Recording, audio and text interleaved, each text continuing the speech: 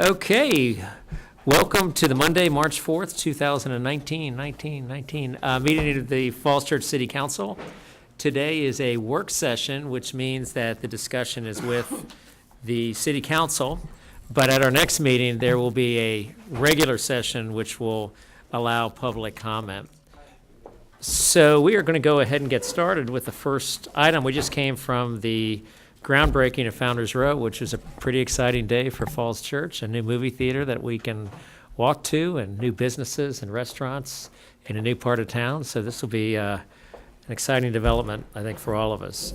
But the first item on the agenda, at least for tonight, is a demographic study presentation. Mr. Shields, do you have any introductory remarks you'd like to make? Just very briefly, we're joined at the table here by Jeff Holren, who's a now not so new member of our planning staff, but has been a great contributor to our planning staff, so it's great having him here with us tonight. And Lisa Sturdivant, who has been before you to present on the demographic study. So this is an update on that, and at the top of your staff report, there are sort of 3 points of input that we would like. Jeff, did you want to say any introductory remarks? Yeah. Thank you, sir. Okay, great. Good evening, and thank you, Mayor Tarter and the members of City Council. Before I turn it over to our consultant, Lisa, we distributed a staff report that I'll briefly go over with you. As a reminder, Lisa presented to you last time during a November 13th, 2018 work session, that time with a focus on demographic trends within Falls Church and the surrounding Northern Virginia area. After collecting feedback from both this group and the Planning Commission, City staff has been working closely with Lisa and her team on the next phase of our study, which is demographic projections through 2045. The request from staff for tonight's work session is for feedback on several questions regarding the demographics report.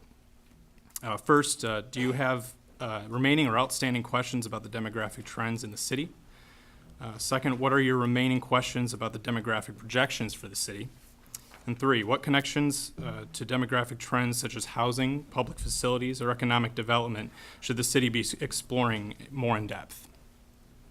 Demographics trends and projections are part of a larger effort to keep the comprehensive plan as up to date and as informative as possible on a chapter-by-chapter basis. As you know, the comprehensive plan is a guide for a long-term development of the city, which looks ahead 20 to 30 years. The plan explores our city's future when it comes to housing, economics, public facilities, and parks. To study demographics is to develop a data-driven baseline for how our many decisions in community development are made. The chapter focuses on 3 key areas: housing, employment, and job growth. The forecasts that are about to be presented to you will explore many questions that we may have about the city's future, such as what will housing be like, what types of jobs will people have, and what income levels will our residents be in the next 5, 10, or 20 years. Our consultant team recently presented their demographics forecast to the Planning Commission on February 19th, and a small summarization of their comments have been included within the staff report. They discussed the effect of policy on population growth and household size, and also talked about ways in which the city will be able to meet affordable housing needs in the coming decades. The final section of the staff report lays out a tentative timing for the demographics chapter moving forward. As I mentioned, the forecasts were just presented to the Planning Commission last month and now to you tonight.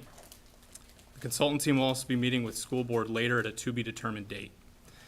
We expect that the draft demographics chapter will make its rounds among board and commissions throughout the month of April and will be put back in front of you for City Council action and adoption in either June or July of this year. With that, I'll turn it over to Lisa. Thank you, Jeff. Thank you very much for the chance to come and talk with you again. As Jeff mentioned, this demographics analysis is really meant to form the framework for a lot of the other planning work that the city's doing around housing, around infrastructure, public facilities, and so on. So to that end, we're sort of the data people, but what we find most interesting is how this data can help guide the conversation that will help in some of those other planning efforts. I'm not going to spend too much time on some of the information that we talked about in November, but there are a few in your packet in the presentation summary slides based on the trends data that we looked at in November. So as I move through the slides, I'll just remind ourselves of a couple of key points that we talked about. We found in the data that the number of households with children in the city has actually declined, but the number of school-aged people has increased. And we talked about this growth in the single-family neighborhoods being the driver of that trend. We looked at the change in the types of housing, and we saw a very rapid increase in the number of studio and one-bedroom units when you look at Falls Church compared to other places. And then lastly, we looked at workforce trends, and we looked at where people lived and worked and the types of jobs located here in the city, the so-called at-place employment, compared to the wages and salaries of folks who live here in the city and commute elsewhere. And so that gave us a picture of how the city's changing relative to some other communities around Northern Virginia. I want to be aware of our time, so I wanted to get right into the next step, which was really about looking ahead. It's easier to look backwards than it is to look ahead, but looking ahead is so important for the planning process. So what we have done in collaboration with city staff is we've developed a set of population, household, and employment projections for the city of Falls Church through 2045. And we're going to talk about each of these, but the primary set of forecasts are the so-called development-based methods. So this is the method that the city uses as part of the Metropolitan Washington Council of Governments cooperative forecasting. So this is the way that forecasts have typically been done in the city and really in most of the other jurisdictions in the Washington area. But we wanted to present that approach and the results from that approach with some other ways that people have thought about doing projections for the city of Falls Church. And so we'll take a look at data that's been presented by the Weldon Cooper Center, which the Falls Church Schools uses for school enrollment projections. So that's a set of forecasts that are used here in the city. And then we'll also take a look at a regional approach. If you think about the city of Falls Church and its place within the larger region, what does that mean for the future of the city when you look at what's going on in the rest of the region?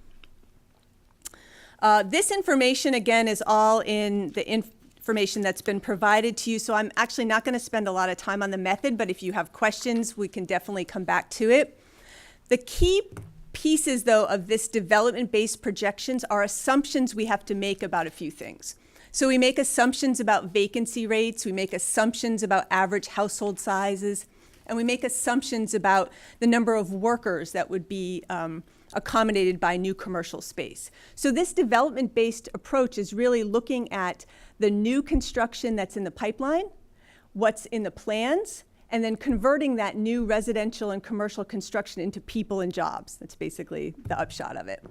And so if any of these assumptions were to change, then the forecast would obviously change. But as we look at some of the patterns in terms of vacancy rate, household sizes, and commercial space, these seem to fit what we expect to be true going forward.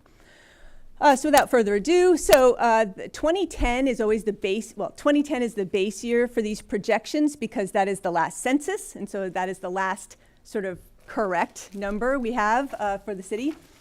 In 2010, if you look at the red line, there were 12,332 residents of the city of Falls Church. These forecasts suggest that by 2045, the population will have increased to 20,500, so about 20,500. You can see the line right below it is actually jobs. So this is at-place jobs. So that's jobs located here in the city. There were about 11,400 jobs in 2010, and these forecasts show that by 2045, the number of residents and the number of jobs in the city will actually be about on parity. And you can see that there's sort of a ramp up in 2025, 2030 in jobs that helps to accelerate that, that sort of integration, or getting closer to one another.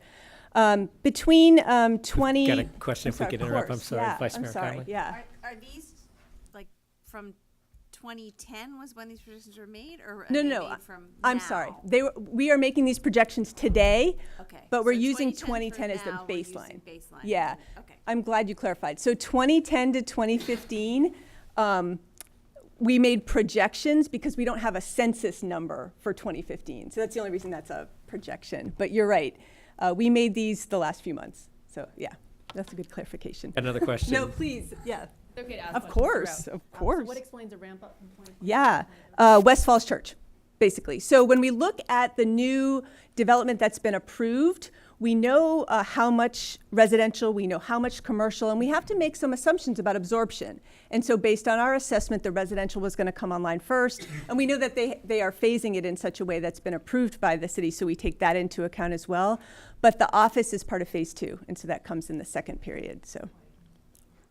There's some office in phase 1 as Yeah, well. yeah, for sure, but the biggest chunk of it, and it's not. Okay, so we'll make sure that we have that information correct. So we had 300,000 square foot is in phase 1? Office? Yeah, No, Okay. 265 in phase 2.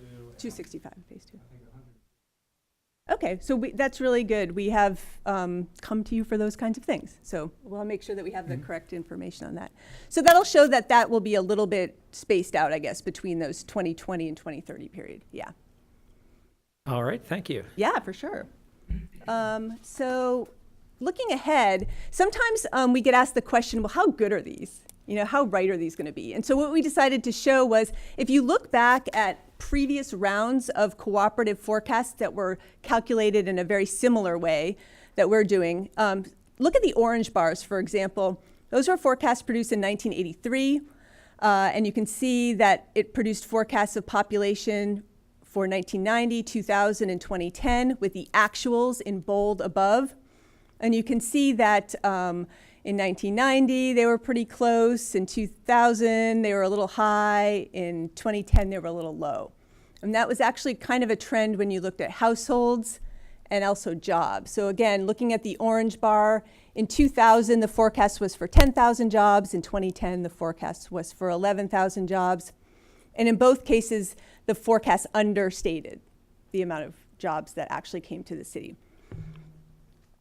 It was very rightly pointed out to us in the Planning Commission that the forecast done in the 80s, even the 90s, it was under a very different environment in the city. It was just there wasn't the same level of development activity. There wasn't the same conversations going on about what the city was going to look like. So we just present this as a way to evaluate how we might think about how close we might be getting to the actual forecast data moving forward.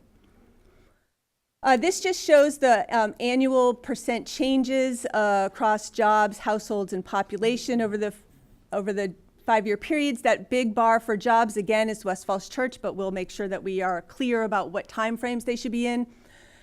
So we're doing 2020 to 2024, 2025 to 2029. So there's, the years could be off a little bit.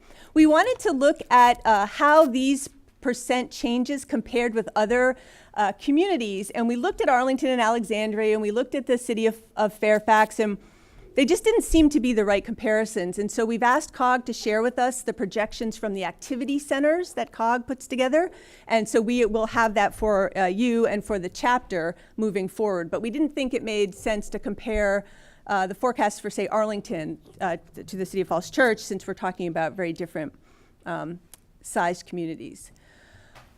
So how does this compare then to the forecast that the schools use? And so that's one of the things we wanted to ask ourselves. Weldon Cooper Center produces population forecasts for the city, does not produce household or job forecasts. So there's only one data series that we can compare. And so the Weldon Cooper Center does a different approach. They actually don't look at what's been approved. They don't look at new construction. They don't look at the types of projects that have been placed on the ground. They look at past demographic trends, and they look at taking a process that allows the population to age and to move in and out of the community as it has in the past, and then it benchmarks it to a state level forecast. So the pink are the Weldon Cooper numbers. The red are these development-based numbers. So you can see that in 2045, there's about 1,000 person difference. So they are projecting slightly faster population growth. But that shouldn't surprise us, right? If they're not taking into account the types of housing that's been being built currently, smaller units, multifamily units, smaller household sizes, it wouldn't surprise me that their numbers would be a little bit higher moving forward. Yeah. Another question here. So I found this actually really interesting for a couple of reasons. We spent a lot of time actually digging into the Weldon Cooper Yeah. numbers when we were trying to figure out what size the high school should be built Yeah. at, because we spent a lot of time talking about, well, should it be 1,500, 1,200, what's going to be the number of high school kids we Yeah. have? And so when we talked to the Weldon Cooper Center, they said that while they don't take into account development projects, they do take into account essentially what the trend of growth has been the past 5 years, and then they update their kind of future. Sure. And so if we've been building, say, a project every 3 years, that's kind of baked into that 5-year period. And so while they may not say on this project, Sure. we're going to build this many number of units and therefore have this many new citizens moving in, if you're building at around the same rate that you've been doing historically, then your projections will include development. So that's kind of the answer we got from them. Yeah, Is that- that's fair. Although when I looked at it, one of the things that I was really interested in is when you look at some of the newer projects and you look at the pupil attraction rate per unit. When you look at multifamily buildings built post 2014, those numbers are just much lower than the buildings built pre 2014, even in the 2010, 2011, 2012 period. I'm not sure they get into that. Like they treat kind of all new multifamily construction as, oh, well, that's what it was like now. So maybe as they move forward, I can definitely see improvements in each round. But when we look at the school enrollment data, and for the last 2 or 3 years, they've been overestimating by 5% of new students in the schools. And I think that was That was one of my questions, is I know the past 3 years or Yeah. so, we've been over-projecting. So Yep. is that part of what's going on Yeah, here? I'm almost positive, and I haven't actually sat down with anybody there, but just reading through the material and, familiarizing myself. And it's not a criticism of Weldon Cooper at all. It's just, this is a community that's relatively small and that has changed a relatively substantial amount in the last 5 or 10 years. And so when you've been doing forecasts in a certain way, you do have this adjustment mechanism, but it takes a while to catch up. And we're in the period where I think they're transitioning and being able to catch up. Thank you. Sure, yeah. And so the last way I wanted to think about this was this idea of the city being part of a larger region. And so this is only looking at forecasts of households. So Weldon Cooper is only population, this is only households. But the Metropolitan Washington Council of Governments looked at how much new housing, how many new households would there need to be to accommodate future job growth in the region. So this is this idea that if we expect to grow the regional economy, there's going to be a need for housing to accommodate new workers. How much housing will be needed regionally to accommodate new workers? And they've estimated that, for example, in the 2020 to 2025 period, there will be a need for 122,000 net new housing units, again, region-wide. And the region's quite big. It's down out to Culpeper, Fredericksburg, up into Charles County and Prince George's County and in that way. So it's quite a large region. But it represents significantly more housing than has been produced regionally. So that was sort of their takeaway message. But we decided to look and see, well, if this is what the region needs, given what we know about where people often live when they have jobs in certain parts of the region, how much of that 122,000 should be, based on these, here in the city of Falls Church? And so you can see the bars, the 122,000 is now way up there. But if we put the share of housing units that might be part of that 122,000 that are needed to accommodate simply job growth. This is not people who are moving here because they love it here or having a second house here, or people who are moving here and are not in the workforce. Then these are the numbers that we get on a 5-year basis for the number of net new housing units that are needed in the city of Falls Church. Got another question, I'm sorry. Of course, Mr. no, Z. I'm sorry. This is your session, yeah. Sure. Yeah. This, I assume, doesn't take into account the effective disruptive large-scale developments like the HQ2. That's on the next slide. Hold that thought. Very good question. So the light blue bars are the development-based projections, what we see in the pipeline and what we see going forward. And so you can see that the city is planning for what looks like a sufficient amount of housing to accommodate its fair share of the regional need. Let's overlay Amazon on top of that, because George Mason did estimates of the housing demand from Amazon. Those are pre-Amazon forecasts from COG. And given where the 32 plus 38,000 jobs are going to be located and where workers are expected to live, it's estimated that there'll be 160 additional households in each of those 5-year periods to accommodate the housing demand from Amazon HQ2. Still, doing pretty good in the close-in years in terms of meeting that regional sort of share of economically driven housing demand. Further out, the numbers get a little bit lower on both what's being planned and what's being sort of demanded from a regional level. One thing I want to end with, though, is one thing I want to end with is when we look at this demand-based approach for housing and we are basing it on jobs, we can actually say something about the prices of the housing and the rents that are needed and the incomes of the people who might be needing that housing.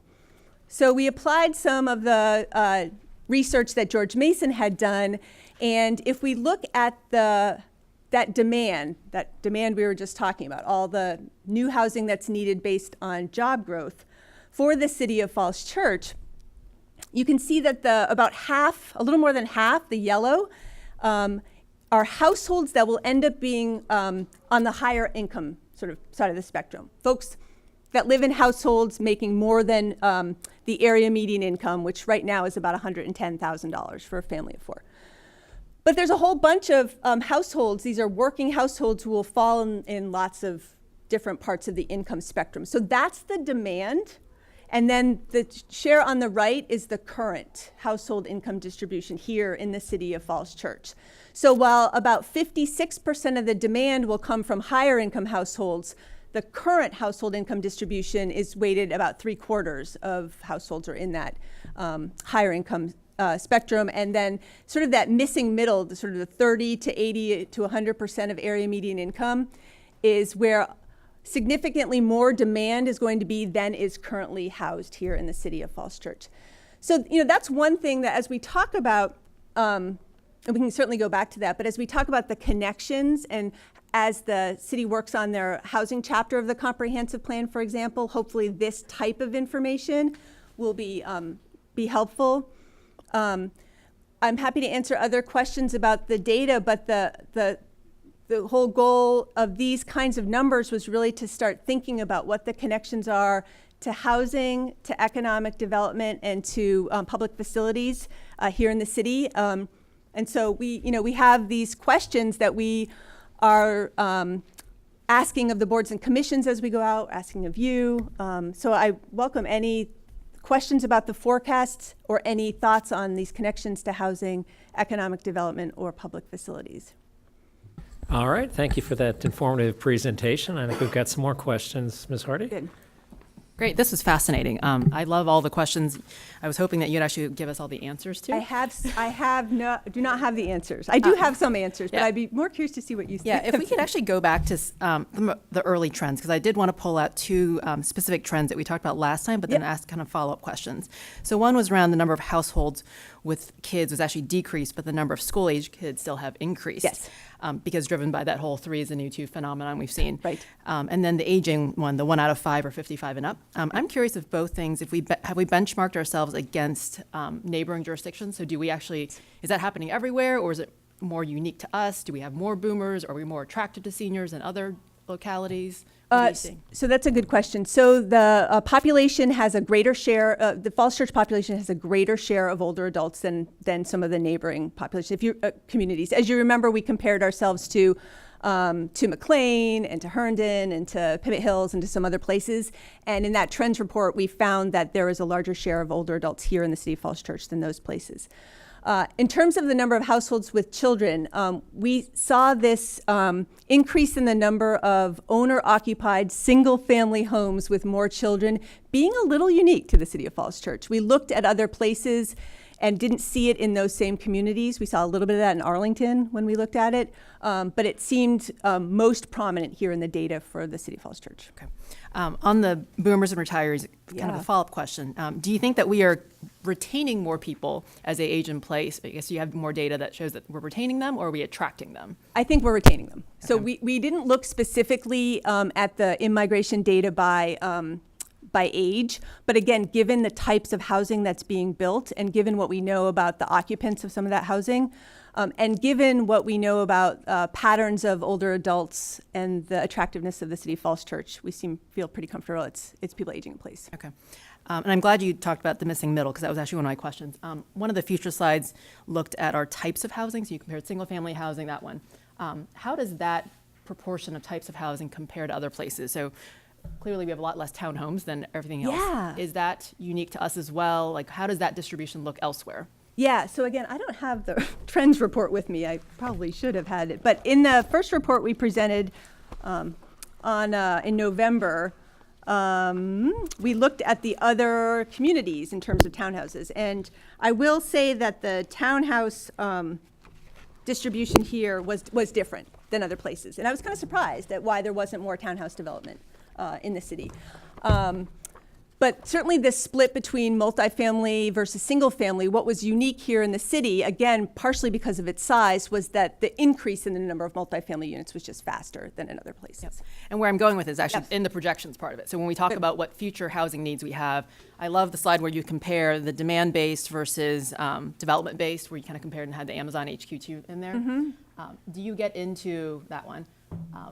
Of the 892 that's going to be demand-based between 2020 and 25, do you talk about what types of housing? So we can build 892 units in those 5 years, but what kinds of housing should they be? Yeah, so we don't do this for this part, but we really hope that the housing chapter folks do look at the work done by George Mason, because they break it out by price point, by rent level, by tenure, by housing type, by jurisdiction.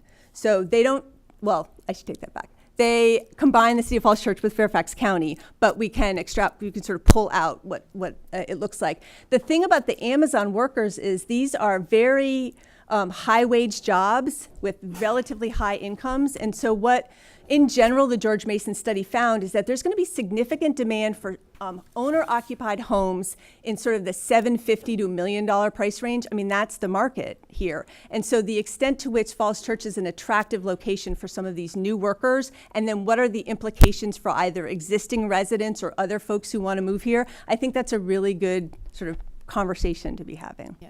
Okay. I think it's great to see. I think it's the first time we've seen kind of what the Amazon impact yeah, would be good. specific to Falls Church. Sounds like 160, 160. households. I think there's been a lot of concern that it's going to be this big dissension of a huge number of people, but it is pretty spaced out, especially when you look at the number of, I guess, other households we're adding Right. anyway. Well, and one thing just to note that there's going to be about 2,500 net new jobs coming because of Amazon every year. There's 55,000 new jobs that come every year to the region. So in a lot of ways, it is a very small share of, but it gets a big attention. Last question. So on the next slide where we talk about essentially what housing demand is relative to kind of where incomes are. So if I'm understanding this correctly, it Yeah. sounds like we have not enough stock of affordable housing or even middle housing. Is that the takeaway? My takeaway is that there's not enough stock of lower cost housing, yeah. Great. I thought I think slides 27 through 29 were all the great All questions. these questions. So housing and Probably then a lot more time than we have, but I think Of course. these are all just really fascinating data. I think that really impacts kind of both the policies we make as well as where we should invest in a city. Obviously, we think about the population that we are attracting, where we want to grow and retain population, the types of housing we should build. Yep. I mean, so much. So I think this is all terrific and Yep. really interesting stuff. Thank you. Yep. All right, other questions, Vice Mayor Connolly? Can you flip back to that demographic trend slide again? Sorry, all the way back. So your last line said households with income between 500 and 100K has surged in recent years. Mm-hmm. Does that because of an increase in single person households? Yes. Does that mean it's gone down because there are single person households and there used to be 2-person households, or does it mean it's increased because there are wealthier people in single person households? Oh, the latter. So what we're seeing is an increase in this $550,000 to $100,000 income group, but it's not middle income families with children in that middle income group. It is single earners. So it is higher income single people that are okay. driving that increase. And that is, you asked about uniqueness to the City of Falls Church. That is something that we didn't see in the same way in other places. But again, you have a smaller community. There's a lot going on. Right. So then on the next page, I'm really intrigued with this thought that the resident employment, the bar graph on the bottom right there, I'm sorry, the next Oh, page. yeah, you bet. That our residents make on a median 67,684, but those who work here make 38,412. I was at a COG presentation recently where somebody from Brookings presented on good and promising jobs. I saw that research. Did you see that? I did. It was so interesting. So interesting. And so one of my questions here is, so a good and promising job is a job that can start out as middle to low income, but has a path. So it's not a hospitality hotel job unless it's the person who wants to become the hotel manager. So it's where there's a path where your income will increase over the course of your lifetime. So one of my questions here is, how do we bring more of those good and promising jobs to the city of Falls Church? Because if you look at 38,000, we know that like the largest employer in Falls Church is our school division. Yes, okay. And most people there are making more than $38,412, or the city of Falls Church is like the second largest employer. So then there's a lot of people out there that are working in the city that are making less than this. Yeah.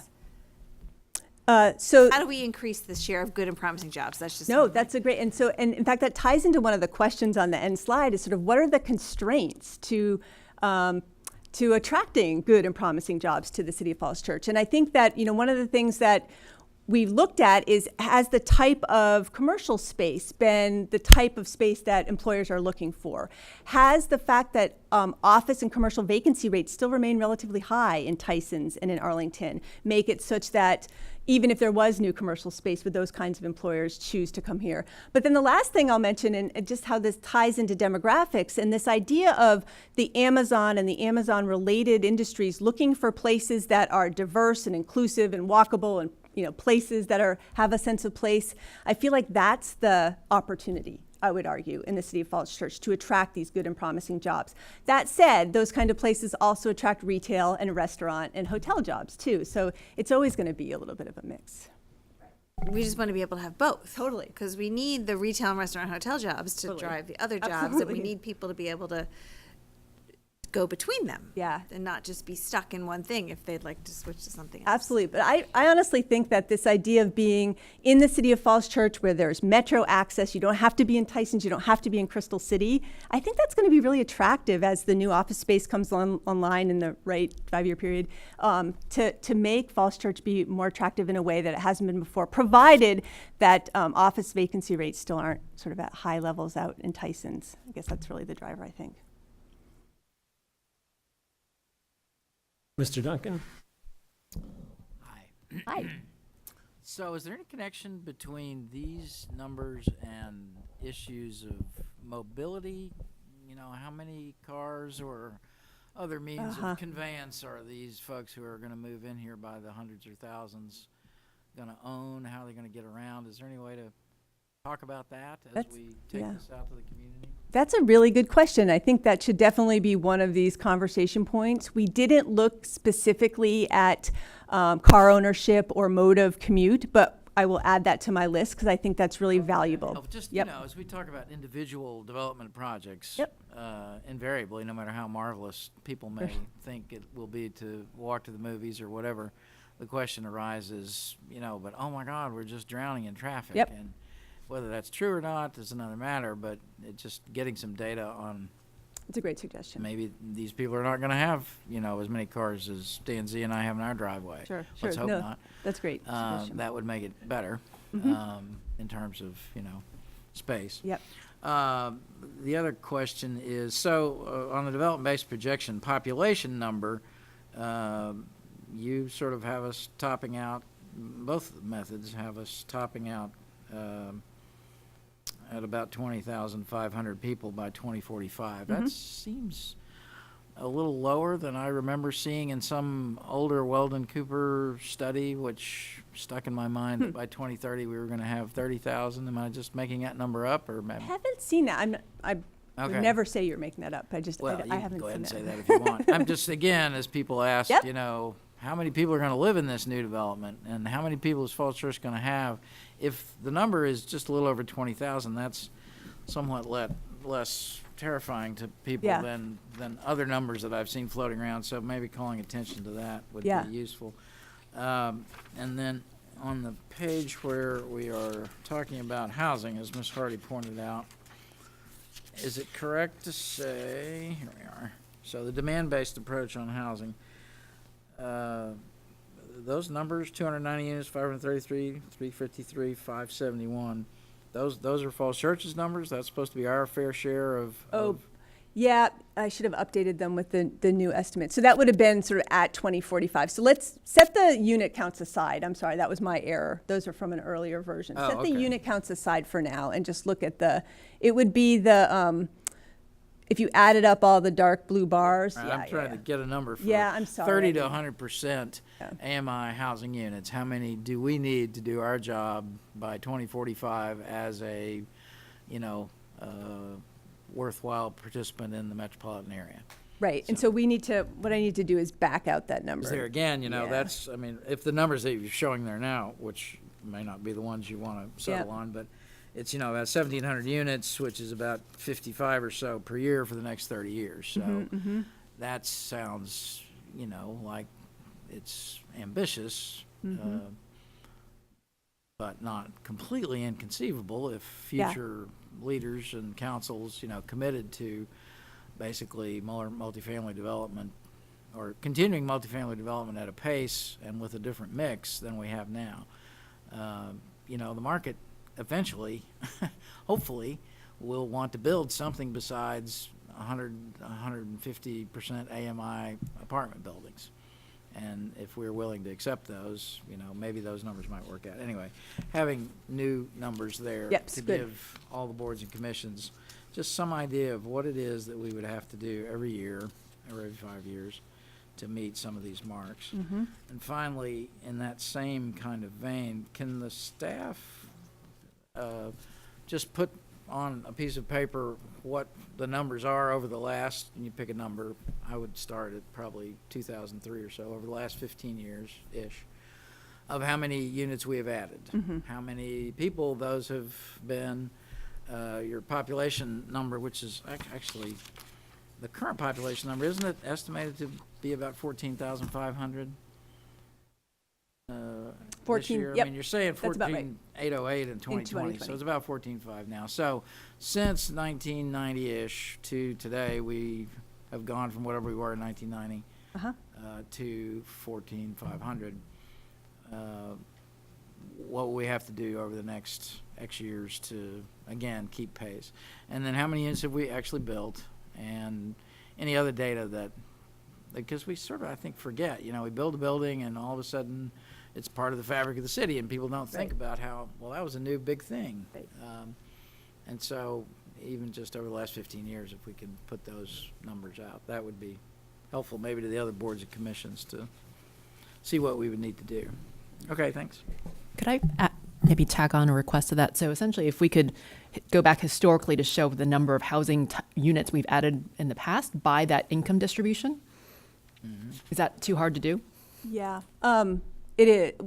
Sorry, that is hard to do. We can do it by type. Rent data is really hard to find, and we only get price data when a transaction happens. So we can look at home values, but that's not new. So we'll work on it, but that's tricky. And I would urge too that as the housing chapter comes to you, and where there'll be a chance to do a really deep dive into this housing stuff, that be on front and center as well. But we'll think about how I can do that. All right, Vice Mayor Connolly. I just want to make one very small suggestion. On the front page there, Yeah. it's got a picture of a business that's closed. Oh no! Can you switch it to a? It's a really cute picture. The That's- Italian's up there in the upper left. Yeah, Okay. there's a new business in that space. Yeah, there's a great replacement. Rare Bird Well, then Coffee. we'll go take a Yeah, picture of yeah, that yeah. then. Thank you for that catch. Yeah. All right, well, thank you so much for this information. It's very useful, and we look forward to hearing more from you We will all. be back. Thank you very much. All right, thanks. Mr. Shields, while we're transitioning, there was mention of the census. Is there anything we need to do in the city to prepare for the 2020 census? And if so, something underway already? Yeah, there's a lot that city staff needs to do to help the census. We don't do the counts, obviously, but we have to provide up-to-date maps and there's a lot of information we need to get to them. And they actually do a census of local governments, so we have to give them all the information about our local government as well. So that is housed in the planning department. That's where we manage the census process, and it'll really start to ramp up in the next 2 years, obviously. All right, well, let's move on to the next item. Exotic animals.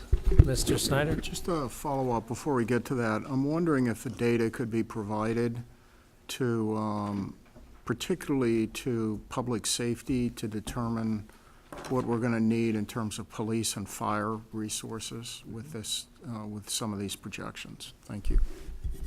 All right, thank you very much. Let's move on to the Exotic Animal Code Amendment proposal. Mr. Shields? Thank you, Mayor Tarter, and members of council.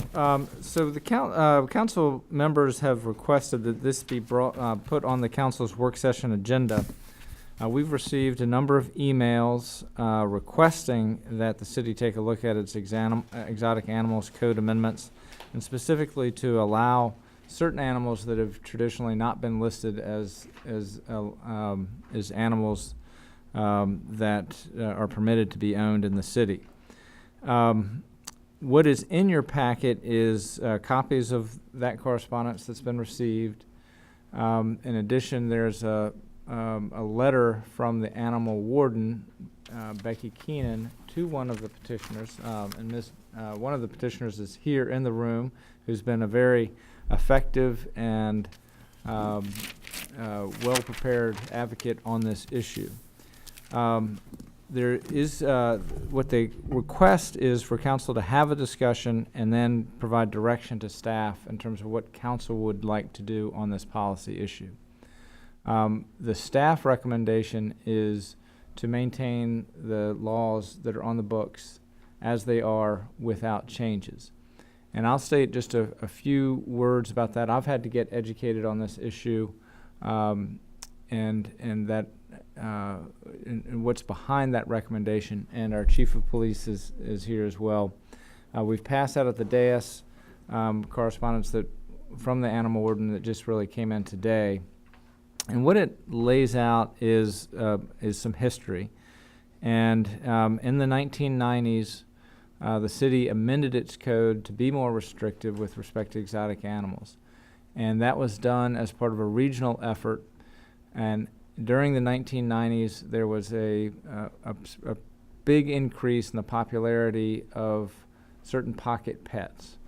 And as this letter lays out, what ultimately happened is that the public animal control or animal shelters became overwhelmed with abandoned animals of this nature. These are pets that are not traditionally domesticated animals, and it tended to be a bad match for their owners, and so they were turned over to public agencies to take care of them. And it was really in response to that that all of the Northern Virginia localities amended their ordinances to become more restrictive. And after that was done, then they did see a decrease in these animals coming to the shelters. There are other reasons as well relating to public safety, but that's sort of, I think the main thrust of it is that, I guess the main message is that the current prohibitions are intentional. It was not an oversight. It was actually something that attracted a great deal of conversation, thought, and work at the regional level in the 1990s. And so for some of the older animal wardens, and I'm not saying that our animal warden is one of those, but those that have experience have that memory, and I think that informs her recommendation that we're conveying to the council that the code not be amended. And I'll turn it over to the chief just for any additional information. And as I noted, one of the petitioners is in the audience as well and has been doing a lot of research on this issue and has provided the council with information on this issue as well. Thank you, Watt. Just wanted to reemphasize that Becky Keenan wishes she could be here tonight, but she's on medical leave. One of the things that why I did emphasize that Becky is one of the most tenured animal control officers in the region, if not the most tenured, and actually she's the go-to person that the region goes to in terms of long-term questioning. as she told me tonight, is that most of the wardens that were in place in the 90s aren't here anymore. She's the one that has lived through this, but essentially what had happened in the 90s is that this ordinance, or these were relaxed. A number of these pocket pets were a huge popular trend to purchase, and what we found is that most of the, like Wyatt had said, most of the animal control officers were posed with the problem of, one, capturing these humanely, storing them in shelters, and not really knowing how to, one, care for them, and then they don't get adopted. So oftentimes you're euthanized. So it's an opinion of not only the Humane Society in the United States, but also the ethical treatment of animals, to condemn the selling of these animals for profit, because it really does, I guess having this ordinance change would facilitate a resurgence of this trend again, possibly.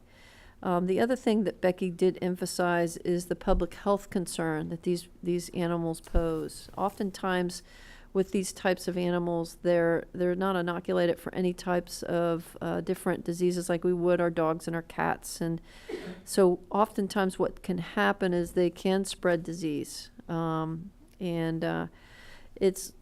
It's listed out here. There's some resources for you to read and catch up with.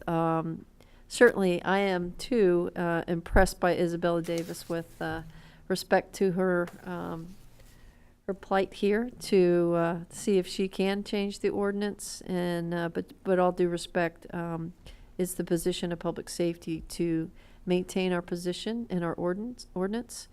And as I've been told as late as tonight, as Vienna and Fairfax City has retained their ordinance as well. So. All right, thank you both. I did want to just recognize Ms. Davis as well for your fine efforts in educating our community and our city council about this issue, and you've done a great deal of excellent research and persuasive, I'm not sure what the word is, speaking or communicating with us, and so it's very impressive. This is a work session, so typically we don't hear from the public. Although we've kind of heard the other side of the coin. If you'd like to come forward and state your case, you're welcome to. If you don't feel that tonight's the right night for you, on a regular meeting, you're able, and your colleagues and friends are able to speak as well. But I just thought I'd give you the opportunity, if you chose to tonight, to speak. But again, you don't have to if you don't want to. If you're not ready tonight, we totally understand.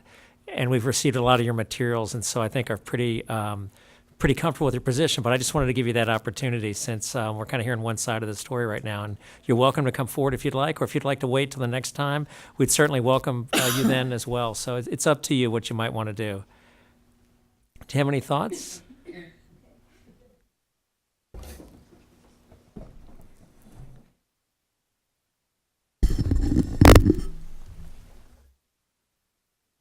Thanks a lot. You've done a great job so far. So.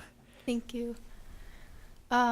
One thing I noticed was I actually looked a lot at the minutes. I looked through to the minutes from 1998, and I didn't find a lot about this ordinance when it was passed. There was just a few notes in it. So they say that there was a lot of debate, but I didn't see a lot of evidence of it. So I don't know. You're good. Yeah, okay. That's a good point. I also I don't know if it's necessarily that much of an issue, the fad pets, as it was before. The other places, jurisdictions who have changed the law haven't seen a lot of issues. They haven't had very much increase in the shelters, as is in, I think, the materials that you have.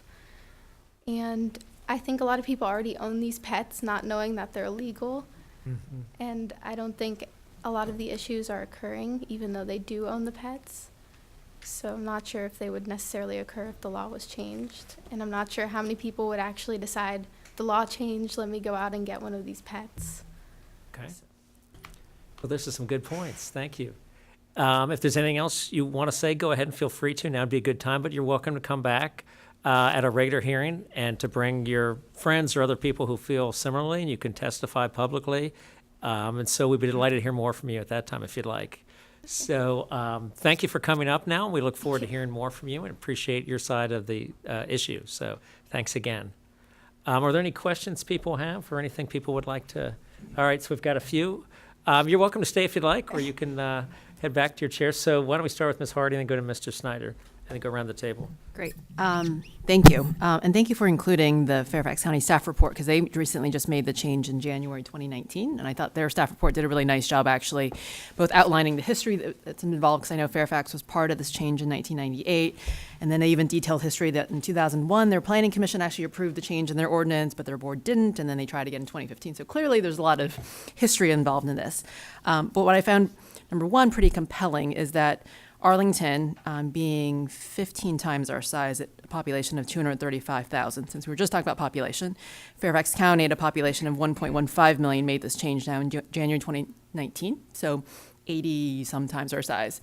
Both of our largest neighbors, I guess, have actually legalized this now, and I'm curious whether they've seen any changes or increase in surrenders of these animals or concerns about animal neglect, given that clearly those are much bigger populations, and if we saw increases in changes in animal abuse or neglect, that would be happening there first. Well, certainly we can track that with Becky, because we're customers to the Arlington shelter.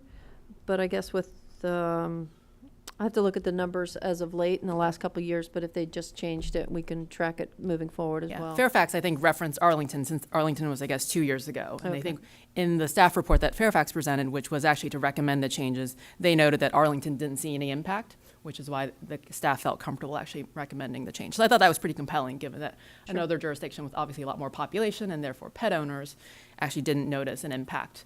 I thought that was an important point. The one question I did have, because I know that it's treated differently in the various codes I've written, and not to out other council members, is around hermit crabs. I think when I read Arlington's, or actually Fairfax, they allowed hedgehogs, chinchillas, and hermit crabs, but I wasn't sure whether Arlington had done the same or what our recommendation might be, or position is, I guess. I'm not sure that we have a position on hermit crabs. Right. Okay. Do you know, Chief? I don't think that she had a position on hermit crabs. As I got But I into it, can this ask is her. way more complicated. I mean, there were sugar Right. gliders, and there's all these different other pets. I think the recommendation I've seen from Fairfax County was pretty simple. They really just added hedgehogs, chinchillas, and hermit crabs. Right. And I think that's what I've seen from Isabel as well, was kind of the recommendation Sure. to kind of follow suit with obviously our larger neighbor. So that's it for now. All right, Mr. Snyder, did you have a question or comment? Just the first question is, how did I vote in 1998?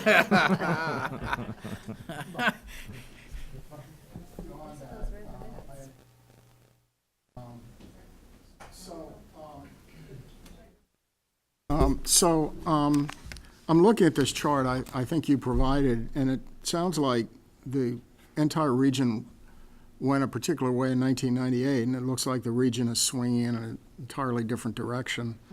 So it seems to me there is some change afoot, and we shouldn't be reluctant to embrace that if we have a good reason for doing that. I also looked up the definition for pocket pet, which were largely rodents, that included chinchillas, guinea pigs, and whatever. Well, then it's a bad definition, but it says here that it's generally rodents, but maybe chinchillas. So, but I didn't see hedgehog there. I didn't see turtles. I didn't see lizards, obviously. So, what I'm trying to figure out is what is the real issue here? It seems to me we have a different set of creatures, if you will, than we were dealing with back when the laws were passed in a particular way. It also looks like the trend is going in the opposite direction from where we are. So it seems to me we ought to do a little bit more research about maybe we don't accept all these, maybe we make some reasonable changes, maybe we could go back to the animal warden and say, if we made changes, what do you think you could live with? as opposed to what would create either disease issues or other things. So I'd suggest a flexible approach and based on, sort of be fact-based here, because it seems some of these are not, certainly don't fit into the definition of what apparently created the problems that we have the laws now on the books. And it does seem that we've got a trend that's going in the other direction on the part of the surrounding jurisdiction. So if you could just help us further probe that, Chief, I'd appreciate it. Very well. All right, who's next? Vice Mayor Connolly. Wyatt, you just mentioned that Vienna and Fairfax City have not made this change? Someone just said that. That's what Becky has relayed to me, Becky Keenan, who is the animal Okay. control. So have they voted and decided to keep it the same, or they just haven't taken it up yet? Is a I think the question. latter. They just haven't taken it. Yeah. Okay. So what happens now with if I had a hedgehog and my neighbor report, like, what would happen? Do the police take the hedgehog now, and where would it go? Does it go to the Arlington? Get due process. Yeah. What is the current status of those kinds of animals? Because we must have some in the city. Well, I'm not sure of Yeah. where they are. There's some, Isabel might know. Definitely some but, hermit crabs. I think there's some hermit crabs somewhere in the city. But I'm been certain reports. what would happen is if you complained, and it would probably be complaint-based. It's not like we're going out looking for hedgehogs. But if it was complaint-based, Becky would have to go investigate and then have a conversation with the resident and ask them, you know, is it visiting or is this your pet? And go from there and see if they can come up with some amenable solution. And they would probably have to address the fact that they're forbidden in the city and try and figure out some way of either getting it adopted through family or whatever it may be. But we've been posed with that question, Okay. but not that problem. Okay. And then you just said we're a client of the Arlington animal Yes, shelter? animal shelter, yeah. I mean, we actually have a contract with the Arlington Animal Shelter. And so when we have animals, Becky is usually, she probably has about 250 to 300 animal calls a year, and they probably about 35 animals that are actually housed down there for a number of different reasons. So then if Arlington has already changed their law, then we would just be a smaller jurisdiction following Arlington's lead with the same facilities and services that Arlington already has in place. Right. So for instance, if somebody was to not want their hedgehog or to let it out in the wilderness and we caught it, then we would probably take it down to Arlington Shelter for, to be housed, or until such time it could either be adopted or euthanized. Right, okay. But they already have those procedures in place, we could assume, because they changed their law a couple years ago. Yeah, and that would be something in terms of statistics and data that we'll have to get back to you on. Okay, thanks. All right, who else has a comment? Anyone else? Mr. Z? Thank you, Mayor. So I am in favor of finding out the consequences of in the past, maybe not since '98, but the recent past on what happens when an animal that is currently banned is encountered. I must confess I had no idea that sugar glider, whatever that is that yet another rodent? Gambian pouch rats. These are all commercially available, I assume. So, you know, I am mixed opinion on this. On one hand, everyone wants to have a cute little pet. On the other hand, do these things, once they get out in the wild, the African pygmy hedgehog, does it survive in this climate? Do they proliferate like the snakeheads we have in the Potomac River, or do they just die somewhere? And also looking up the particular species of rodent that chinchilla is, they need to come in pairs. Apparently, they bond for life, so you can't just get one chinchilla, you have to get two. Otherwise, they die from loneliness. And you can't wash them. You have to apparently rub them down with some kind of powdered pumice. Totally. Well, if they get wet, they mold from the outside in. Why would you want a pet like that? The same thing with hermit crabs. Apparently, they live in colonies. You can't just have one; it'll die from loneliness as well. And finally, there's Florida, which is overrun, in particular Everglades, with all kinds of boas and pythons and monitor lizards and other things that people have adopted as pets and have decided that they're better off in the wild. A mixed opinion on whether we need to change the law because of our jurisdictions, neighboring jurisdictions that have decided that it's acceptable and cute for humans to take these wild animals and just keep them till they're no longer attractive. So if you can find out whether these things survive in the wild here, that would be useful information. I will. I'll see what Becky can. Her experience is back in the '90s, and her experience was she the one going out and capturing them in the wild here in the city? But that's the information that I have at this point, and We already know the example of the snakeheads, the Potomac River, sure. and how they've completely decimated the native fish population. They are now the top predator, and the biomass of the snakeheads is now exceeds the amount of biomass in bass and smallmouth and bluegills. I'm not saying that we're going to be overrun with Gambian pouch rats, but it is a concern of mine that we don't do this change lightly if we do it at all. Thank you, Mayor. All right. Mr. Duncan, do you have anything to say? Well, I feel like I should plead the fifth, I think, to start out, because there have been a few whispers around here, so I might as well Give just up the chinchilla, might as well Mr. just come Duncan. clean. We did actually house sit for sugar gliders for some neighbors some years ago, and so, yeah, I don't think they're still around. Squeegee and Sprocket are the two hermit crabs. They started as 3. My daughter got them 11 years ago.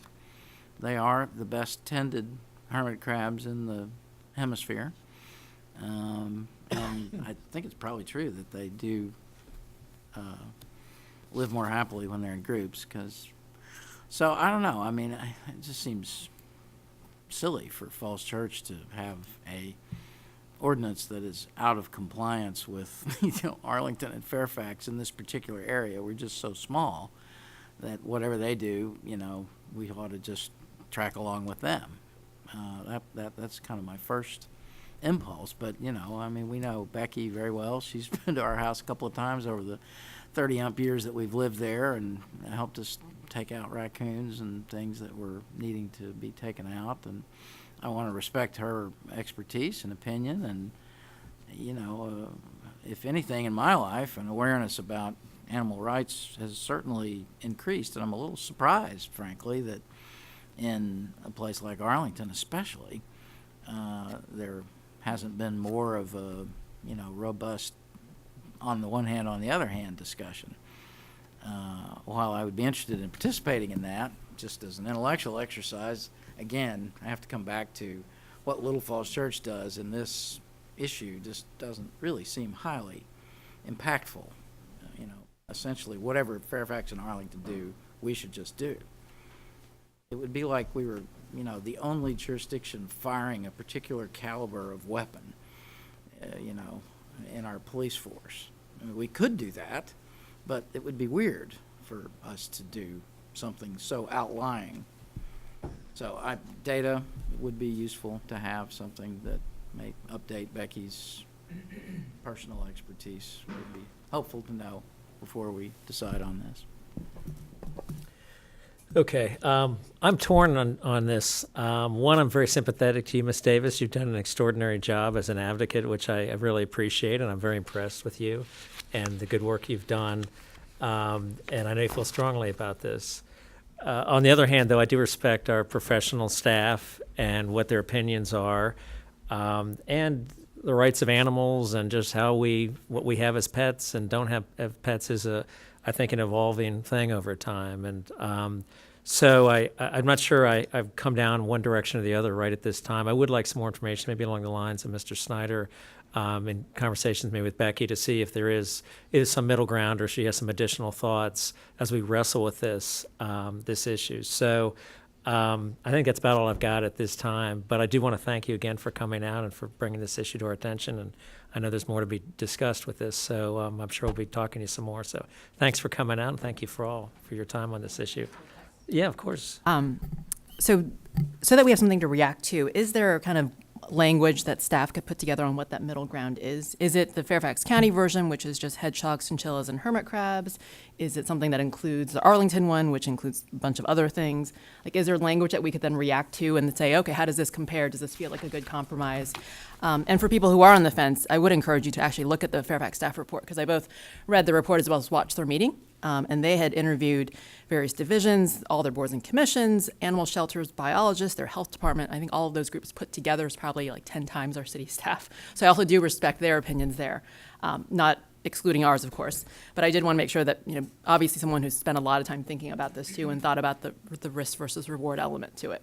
But if staff could help us put together, what could a compromise plan look like, that helps us maybe react to something versus kind of just debating about what could the ordinance change to. Certainly. Thank you. All right. Thank you all very much. Let's move on to our next item, which is somewhere in here, which is the library. So do we have some folks who are going to come up and talk about the library, Mr. Shields? We do. So Ms. Carroll, our library director, and Joel Timmons with Marcon, our project manager. And we have Mr. DeLong here, who is our long-standing member of the library board. And I think Mr. Jeff Peters is in the audience as well. All Mike right, Whitfield welcome to is you our all. Director of Public Works.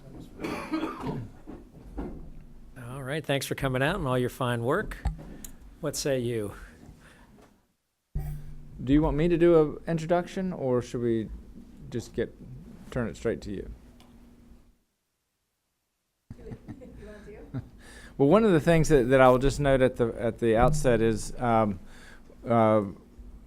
we are transitioning from conceptual plans to detailed plans, and that's on the critical path to take that next step in the process. As part of the conceptual planning process, we've gotten professional cost estimates, and those cost estimates are above the construction budget for the project. So we'll go through the details of what those overages are. And there are some requests of council that we'd like to get an initial read on, understanding that these are some issues that might need a little bit more time to process. But one part of the questions relates to the use of or additional funds for the project, which could come from the Founders Row proffer, or the referendum number of $8.7 million versus the approved construction budget of $8.4 million, with that $300,000 delta being for financing costs. That could be part of the solution towards closing the funding gap. And then the issues of the value engineering, what those are, what those dollar amounts are. So that's part of the discussion that we want to have tonight, and get as much of a read as we can from the council in terms of your thoughts on this. And if you're not ready to make decisions on those, to process them a little bit, and we'll need to come back to you to get some guidance on those. So that's my introduction, and hopefully that's helpful. So now I'll turn it over to the team. Thank you. All right, thank you, Wyatt. Use this. There's a little background. As Wyatt said, we just finished the design development phase, and we are at the point where we're ready to move on to construction document phase. We're seeking the council's input on a budget strategy. As Wyatt said, we are the budget, or the estimate has come in, we are over budget. We'd like to do that by still maintaining our project goals, increase public space, ADA compliance, updating the infrastructure, which is the mechanical, electrical, and plumbing, and being able to maintain the collection. Anything else you wanted to add to that?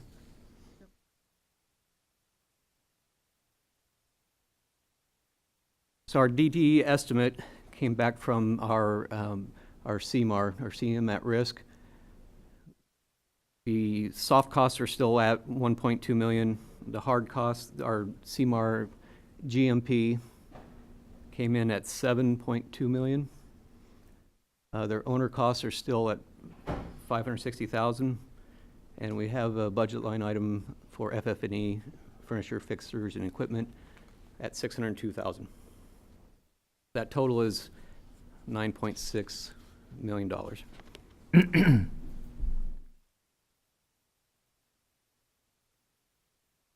So our budget was, from the bond, was 8.3 million. We had some leftover operating funds that we applied to A&E costs, so we got our budget up to 8.4 million, but we're still at a shortfall of 1.2 million. One of the strategies that we were thinking about and discussing to make up that 1.2 million shortfall is the VCs from Founders Row, 296,000. Unused bond issuance funds, that's roughly 200,000. And we were able to reduce the hazmat line item out of the CMAR's estimate. We had a more solid survey of hazardous containing material in the building, so we were able to lower that slightly. So it gets us down to our remaining shortfall. If we use this strategy, we're still at 659,000 over budget.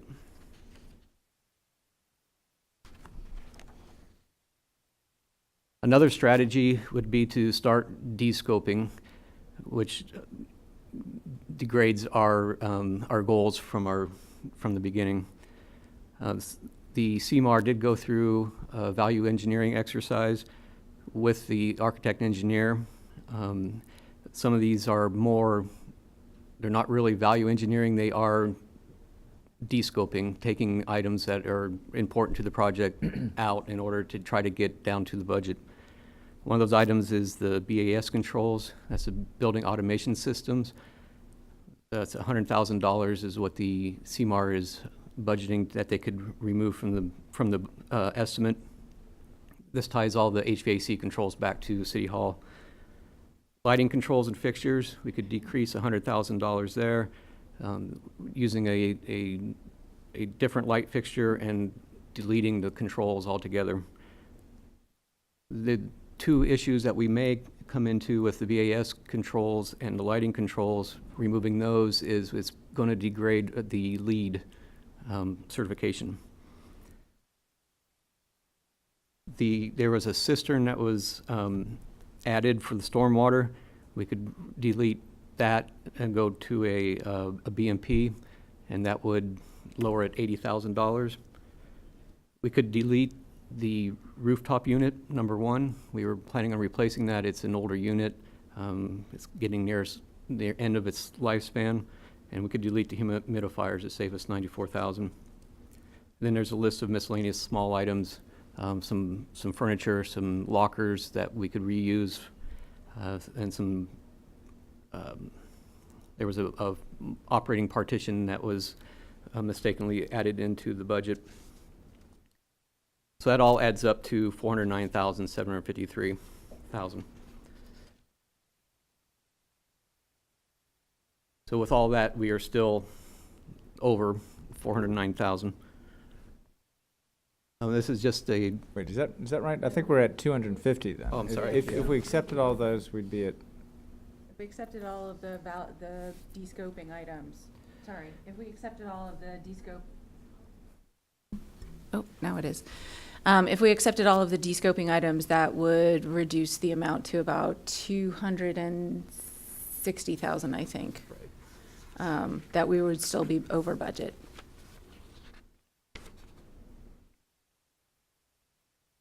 So the only other options then would be to reduce our furniture budget, reuse as much of the existing furniture as we can, but a lot of it is older furniture, existing. It's really close to its end of life also.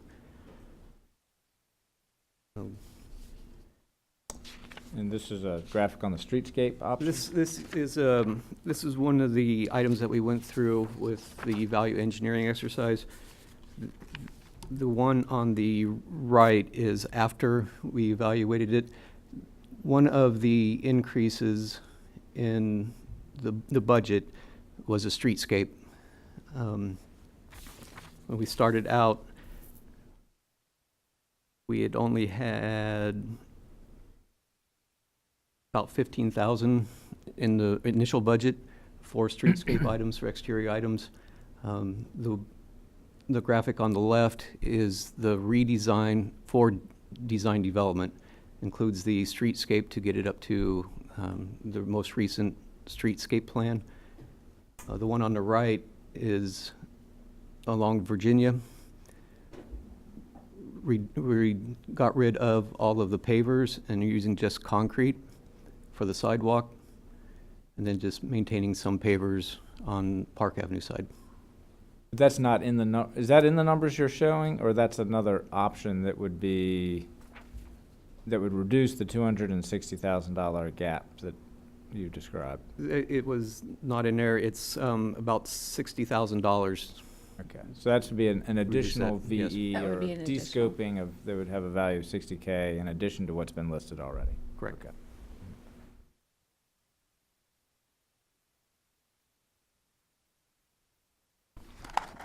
So our ask tonight is for guidance on how to move forward. It is somewhat time sensitive. We cannot direct the AE team to move forward with CDs until we have a strategy for the budget or for descoping, how we're going forward.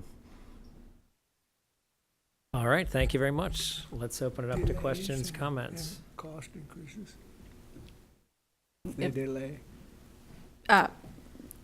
Chet is reminding me that if we delay the timeline, we also face then cost increases as well. So the longer that this stretches on, the more cost increases that we see.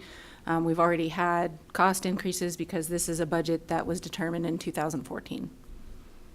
All right, thank you. Let's open it up to questions and comments. Questions and comments. Mr. Z.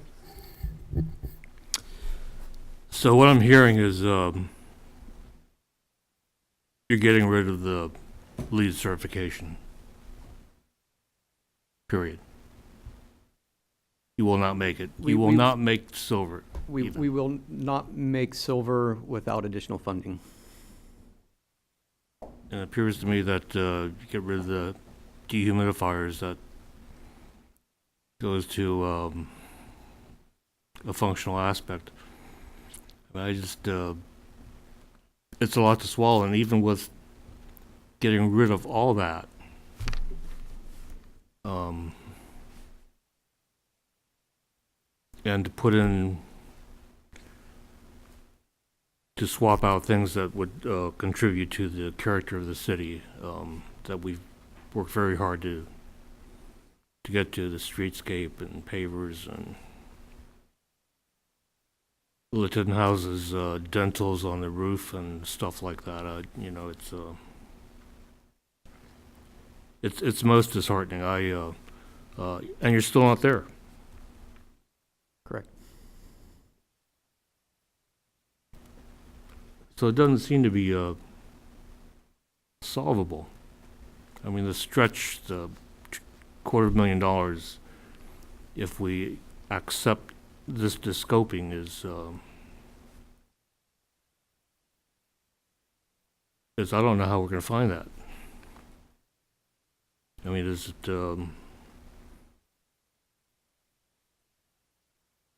it possible to buy the furniture from another budget? Can you crowdsource it from users of the library?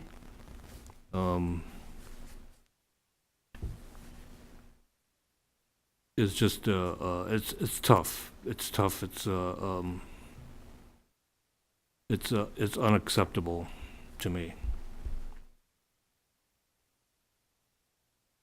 And the amount of overrun is overwhelming. So how could you be, I'm at a loss for words, actually. But what remains is after you, if we go for all of this, you're still short. And there's no kind of a strategy to get to closure on this, so.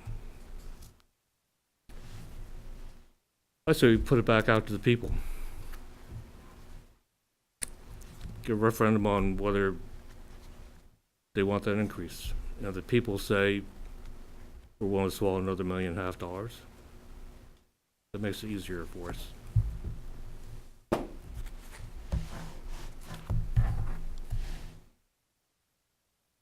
How long does it take to get a referendum going? Well, the soonest it would be is next November, and so we would need to add another year's worth of escalation on it, and we'd have to.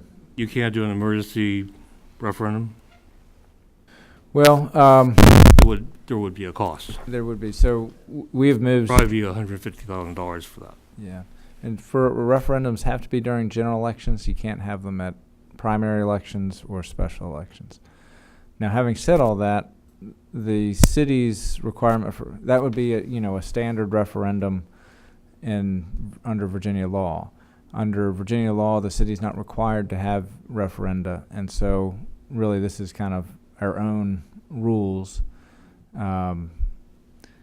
But when it came up in earlier questions, generally the city attorney has said you need to have it at a general election. Well, I'm mindful of 3 council members, or 3 positions on council that would be trialed this fall, so I can't speak for any of the people that are planning to run. I'm sure it'd be a tough question to answer, and there is no answer at this point. Thank you, Mayor. Vice Mayor Connolly, did you want to speak? So this is like physically painful to hear you say I have. Sorry. Okay, so this is painful to hear, and I'm looking at like the de-scope and the suggestion that we don't do the streetscape, and I just feel like if we're going to do a public building, we have to do it right. So, as Mr. Z just said, it doesn't make sense to have a library without the proper humidifiers and other things that will keep our collection safe. So that's an initial thought and the streetscape, we've just went to all this effort to say everyone else has to do the streetscape and everyone else has to be LEED certified. So that just doesn't make sense to not do that in a public building as well, because how can you lead the way if we're cutting costs there? The cistern, as an example. Can the cistern be something that comes out of stormwater funds because it's a stormwater related thing? Could the exterior part of the building come out of different funds because it's streetscape and something else and it's not coming out of the bond funds? I don't know what other funds there are that exist, but if you look at the interior and the exterior separately, is that a way to divide it up, to be able to say, well, if we just focus on the interior of the building and the exterior is from a different budget that Mike Whitfield has in his pocket, that we could, is there a way to do that? We don't have those funds readily at hand. The stormwater question, though, I think when that was initially discussed, the cistern would be above and beyond what is required by code. Yes. And so at the thinking with the cistern was that is to help us meet our Chest Bay regs that are required for the city as a whole. And so that would be an investment that the stormwater fund could make. The difficulty is the stormwater fund is all spoken for to do projects that are, largely have all been promised at the Right. neighborhood level. Right. So that's not an easy thing to do there either. It's a similar discussion to big chimneys where we look to the stormwater fund for help And, that money generally has very strong interest groups behind it where we are planning to spend it. So that's the difficulty with that. Right. But I do think that when DPW was speaking about stormwater, that was actually part of the discussion, that if we're going above and beyond code, that could be a reasonable use of the stormwater fund. So I think we might need to look at that again. But So, can I? Of course. All right, so let's roll up our problem-solving sleeves here. This is no big surprise. Has there been a capital project that we've done here in the last umpteen years that has not, at some point been presented to us in this condition? No, there hasn't been. This is just like Mount Daniel, except not as big. I think it's our obligation, because the citizens have voted for us to deliver a new library, to figure out if there's a way that we can do it. Now, it's going to take all of us to come to some agreement. My first question is, and I'm having nothing to do with de-scoping and been too much value engineering as it is. I mean, I am not absolutely going to run for re-election on a platform that we're not going to, plant bushes outside to save $300. We are a better city than that. We're a greater community than that. And I'll have nothing to do with that myself. So I would take the 1.2 million and ask the manager, what say you to the proposals to bring that down to 659 by using the VCs from Founders Row and the bond issuance funds? Is that a mechanism that is credible, defensible, doable, legal? Either or both of those levers, can we reasonably pull those? I think they need to be pulled by the city council because the budget has been set, but those are available to the city council. And yes. So there's nothing in either of those instruments that would go against anything that we have, committed to in the bond referendum or anything like that? No. Okay. So it's a legal thing to do.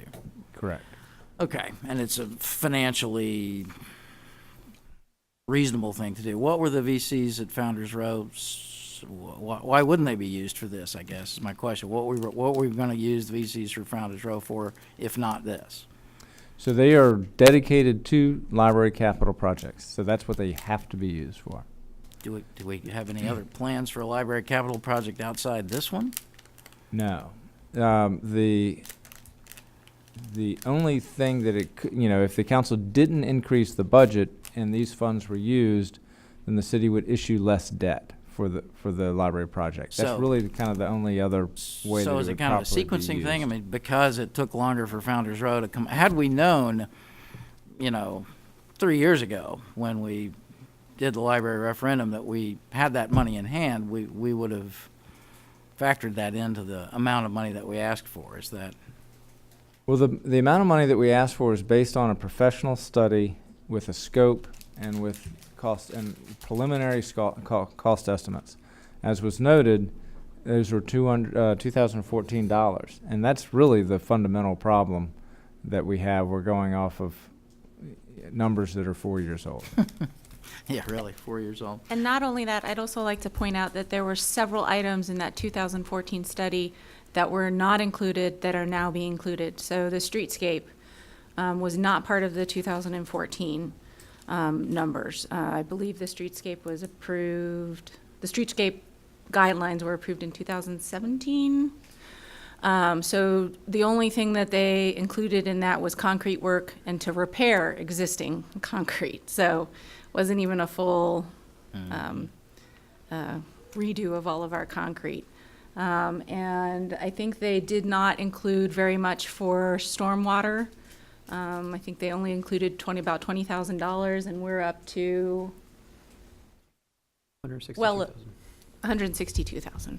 So they also did not include anything for building security systems, voice and data. So any of our low voltage IT requirements, security requirements, which I believe are a basic need for our libraries these days. Interesting. How standards change as time, elapses. What about the bond issuance funds? $200,000 in savings? That money would otherwise do what? So, if the council were to increase the budget to the 8.7 or, some version close to that, then we would issue that amount of debt as opposed to 8.4. The reason the $300,000 cost was calculated initially is that the hard and direct financing costs would be in the $60,000 to $80,000 range, but when we issue bonds, we have flexibility so that we can essentially buy down the interest rate, and that's why we have that larger number.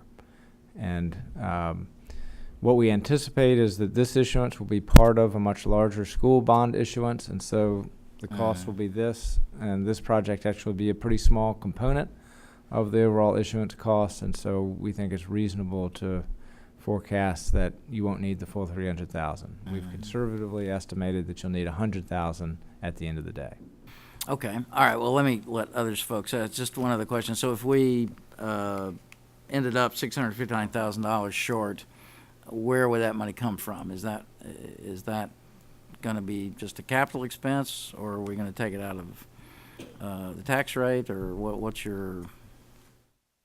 For which dollar amount that's The 600, if the $1.2 million shortfall is reduced by 296 for the Founders Row VCs, 200 for the bond issuance, that takes us down to being $659,000 over budget, I think, according to the numbers that they laid out.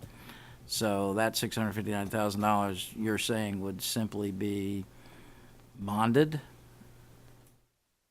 We're allowed to do that if we chose to do so, as opposed to taken from, this year's surplus or this year's operating.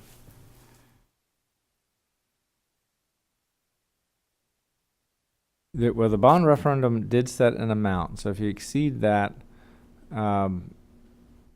again, the council can do that because the requirement for a referendum is a self-imposed requirement, not a state law requirement. Let me get back with you on that process. I probably shouldn't answer that definitively. So, yeah, the question is, could we as a council choose to bond more, or does that somehow, are we constrained by the fact that we've voted a amount of money that doesn't allow us to decide to bond more on our own? Yeah, I think that's probably as much a political question as a legal question, again, because it's a local requirement. I'd like to know the legal side of it, I guess. Okay. And if you choose not to do it, then where do you get that $659,000 otherwise? Okay, sure. thanks. Vice Mayor Connolly, just go ahead. Vice Mayor Connolly. Right along those same lines, since we have all these detailed models of our debt and our debt service, how would that $659,000 fit into the models that Kieran Bawa has put together that we've all been working from? We would just need to run the numbers again, but the annual service on $659,000 of debt would be about $65,000, just using that rule of thumb of 10%. Ms. Hardy. Thank you. So I share everyone's kind of disappointment with this news, especially since this has been the trend with a lot of our projects recently. I think this is not the first one that's come to us saying that they need more money, so it doesn't make it go any better. I did have a series of questions. I think you said we are finishing conceptual design and then trying to get to construction documents. What % through design are we? And where I'm going with this is, are we going to be at a point where we're going to be at a risk for more overruns? We're going to come back as we get to the next phase where we say, oh gosh, we actually need another 500 here now. We are just completing design development phase, Okay. which is 35% design. When do you get to GMP? GMP would come at the end of CD phase. So what percent, construction like versus documents. like 30% now versus where would we be? I'm just trying to gauge like how many more times Yes. were we gonna look at a number? We're going to look at numbers 2 more times. Okay. And so you can't guarantee us that this is the last time that the shortfall's only the 1.2 right now? No, I cannot guarantee that.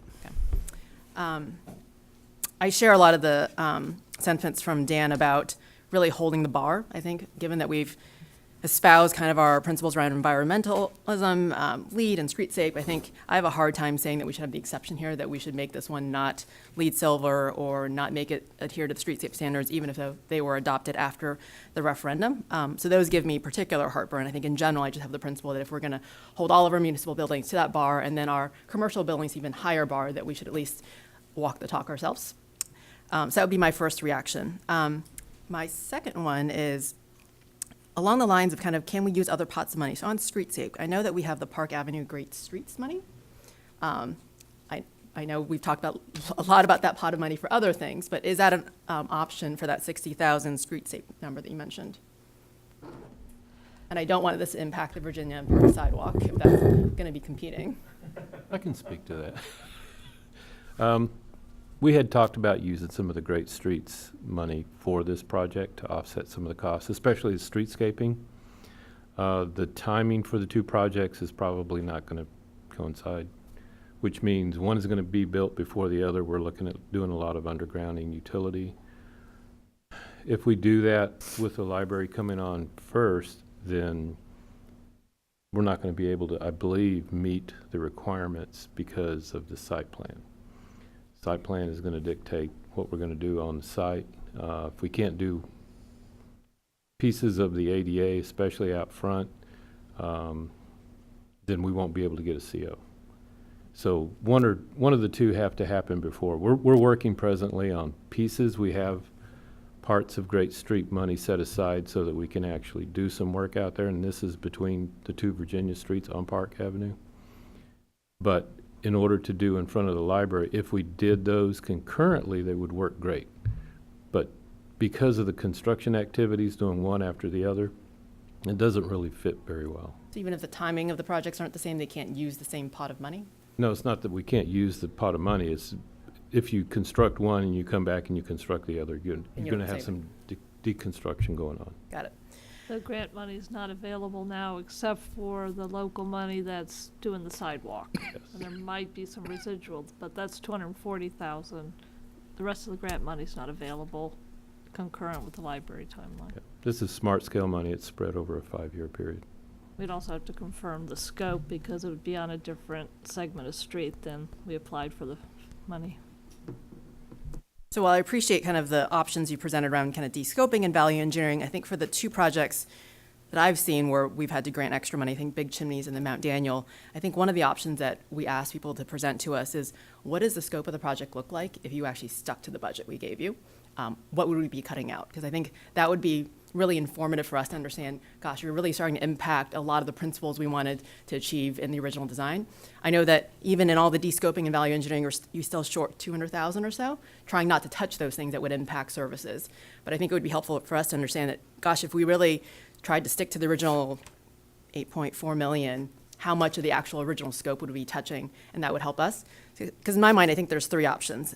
One, we take out another 1.2 million in debt, and I think I'd have the same question that Mary Beth had is for Wyatt is what does that do to our debt service? Can we handle another 1.2 million debt? Can we legally do it? 2, what does that look like for our financial models? How much more would we be carrying each month in debt service?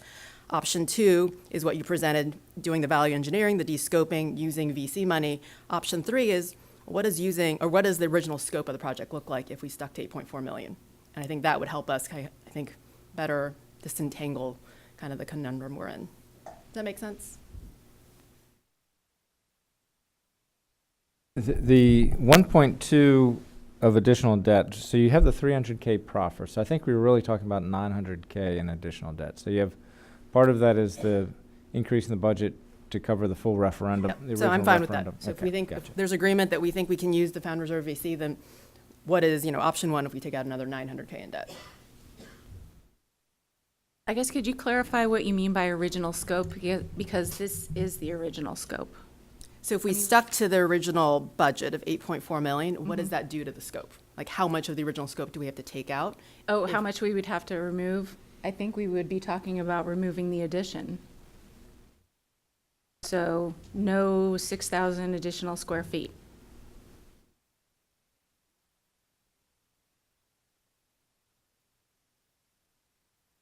And I believe all along, the library board has not been in support of doing that.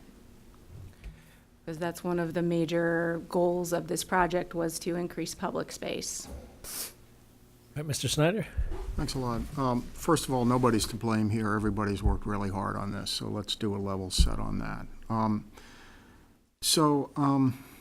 There is one other piece of data I'd like, which is, and this goes way back to the beginning of this project, where it was my view that we could get more library for less cost if we purchased space in one of the new developments. That idea was rejected.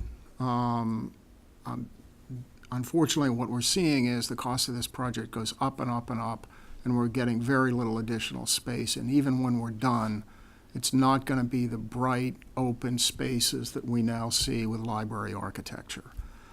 I don't know if we can go back and rethink that. I would be interested in pricing. There's a huge amount of vacant space at Lincoln at Tinner Hill, for example.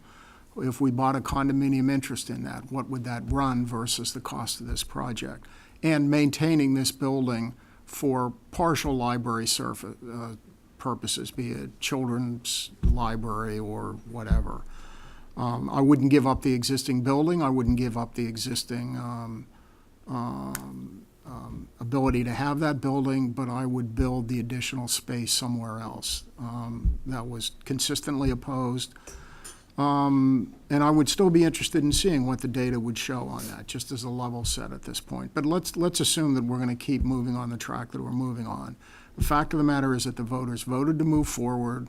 We have policies about environmental standards for our buildings, and I think we need to be forthright and find the money and tell the voters this is exactly what we're doing. This idea of finding little bits here and little bits there, let's do it because it's all the taxpayers' money. But I think, we should move forward unless we're going to rethink that, particularly in view of the history now, that we didn't know, obviously, at the time, that I think we could get a better library with a different proposal. I thought that then. I think it even more now when I look at these costs. But again, I'm not sure we can change course like that. So if we're going to stay on this course, let's get this job done and done right. And that means just sucking it up and coming up with the additional money and telling the voters that's exactly what we're doing. Thanks. Well, may I suggest that the board has resisted having two pieces of the library in separate locations, primarily because of the staffing costs. It would increase our staffing costs really quite high, more certainly than the difference that we now face in the shortfall. So I think you would have to have a pretty inexpensive alternative in another building in order to make this work at all, and I can't see that in any of these new buildings. Mr. Z? I just have one more question here. Thanks for the indulgence. You're at the end of design development, is that correct? And you're ready to proceed to construction documents and specifications, all that kind of stuff. So when you say you're ready, how long have you been at 35% now? Weeks, days, hours? About a month. About a month? Yeah. So last month we've been going through the DD review through the city and our value engineering exercise and getting all the comments back to the engineer of record, architect of record. So my question is there any float left in allowing us to make up our minds, basically? You've had this a month. You give us 30 minutes, basically, is how I'm how I'm hearing it. There's not much float. There's pretty much no float, yes. Okay, so we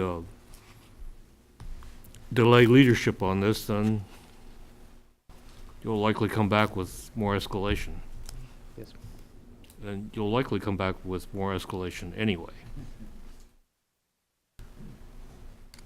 And you said it was a political decision. Could you clarify that a little bit more? Well, I think I was asked a question specifically about the legality of issuing effectively $900,000 more in debt. So the answer to that, I need to speak with the city attorney so that you can hear that proper legal opinion. And then I offer the opinion that because it's a local requirement, it might be more of a political question than a legal question. But again, we need to get you the legal answer. So I've got a few comments. One, it is, I don't know what the right word is, distressing to just come back and kind of once again have these numbers keep going up. And to be honest with you, I'm not sure how or when this is going to end. I mean, I feel like we're not at the point to get a final definitive number. It seems to me at this stage, I expect additional increases. I mean, you're at what, did you say 35%? 35%. And so when would you get a GMP, do you think? We were looking to get a GMP in the early fall, September, October timeframe. Don't you think, though, in the next 6 months, things are going to be going up more? We're pretty confident they'll stay where they are now. I think after, usually in this business, it's usually after the first year that escalations start kicking in. So in terms of contingencies, does this number have any contingency? Yes, it does. What's the contingency? We have, the CMAR has, let me see. CMAR has 290,000 in contingency, and we have an owner's contingency of 290,000. So that's a total of, what is that, 580 or something 580. like that, which is, Percentages the two together. so what is that, like 7% or something like that? 5%. 5% and 5%. So that comes up to 10%, 590, but isn't your budget more than 5.9 million? Well, it's 5% on the GMP cost, And- not the soft costs. But your hard costs are 5.9. I thought they were more, and just looking at your chart a couple things back, it was more than that. The hard cost, or the GMP is It's 7.2. 7.2 before VE. So it sounds like your contingency is less than 10%. If it's 580, right, and that the GMP is 7.2, wouldn't it be 7 or 8% or something like that? Yes, yes. And so isn't 10% more customary for a project like this? What I'm getting at, seems like your contingency is low. That's what I think. But Yeah, now that you're saying it, it does seem low. Okay. I mean, that's just another reason why I think we're going to keep getting these numbers higher, because there's going to be some change orders or whatever else. I don't know what the good answer to this. And looking at your savings too, they don't look like any of them are from value engineering. It looks like they're all from just deducts. Was there any savings from value engineering? No, there was not. The only, we're repricing the light fixtures for a less expensive light fixture, and we are looking at some different brick costs. That is really the only value engineering that we were able to pull out of it. Okay. On the cistern, so we're paying 80 grand to do kind of above and beyond code to get sort of extra BMP credits. Is that right? For the city, for kind of the city as a whole, to meet our, obligations on the Chesapeake Bay Act? Yes, as part of the value engineering, they did come up with an alternate to do a BMP where they have the in-ground filters. We are not sure that we can meet the quantity requirements. The engineer is taking a look at that. He's confident that we can, but he's not positive.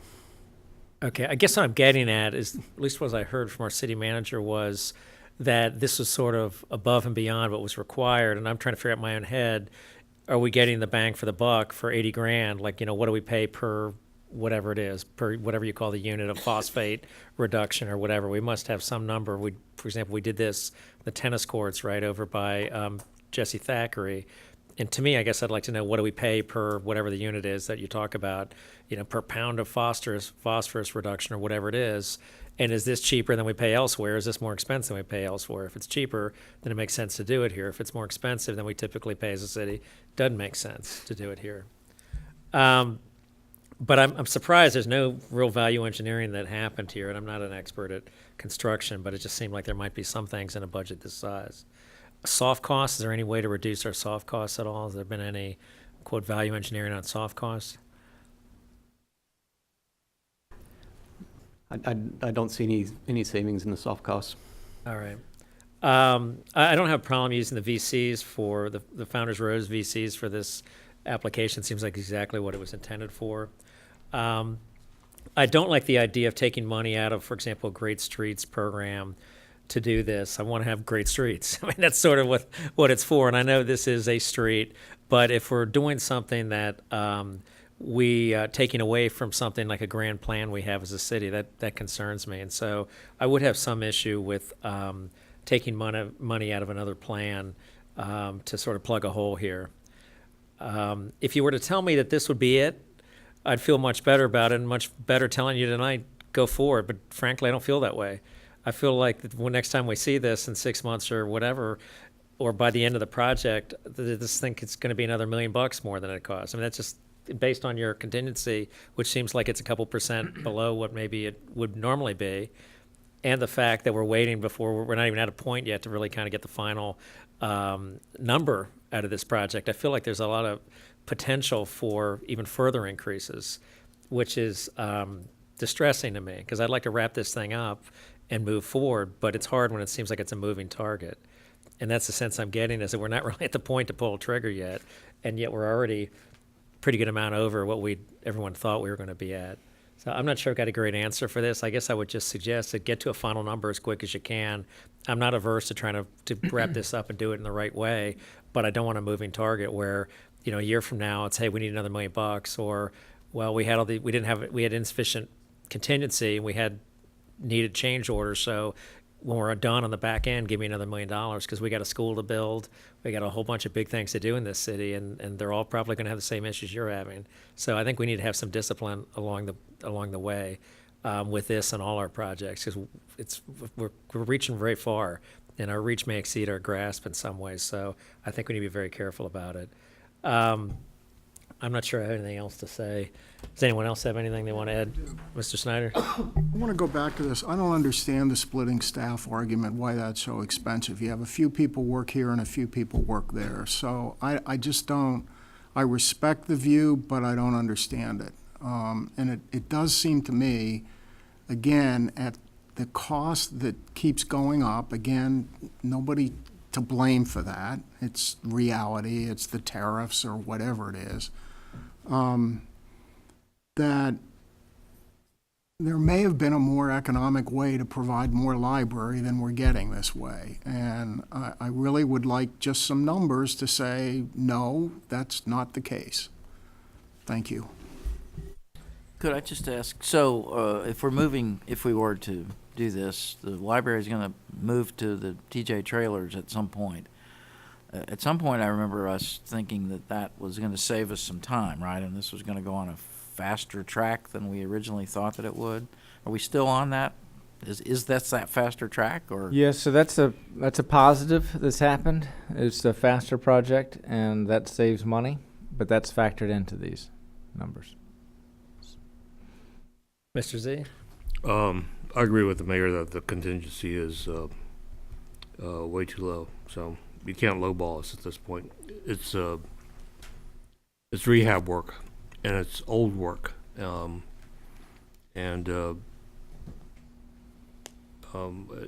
amount of contingency at this point is just not realistic, and we all know you're going to blow that. The current experience at City Hall is proof positive of the need for a robust contingency. I think that's what you meant when you said we want to see the end of it. So Well, I guess what I'm saying is similar to what you just said, but I'd feel comfortable going forward right now if I knew I had a final number that I could kind of rely on. I don't feel like I've got that yet. I feel like we've got a number that's higher, that we have a contingency that is probably not adequate, and we still have some ways to go before we actually get a GMP number. And so that causes me concern, because I feel like the number we're talking about today is probably not the number we're going to be talking about 6 months from now, and maybe not 2 years from now when this project wraps up. And the concern I have is we've got a whole lot of other capital needs that we need to take care of. And we've got to have some discipline along the way and figure out a way to keep these costs under control so we can get through all this. So anyway, that's the concern I have. I look forward to finding a solution to this and look forward to your assistance in doing that.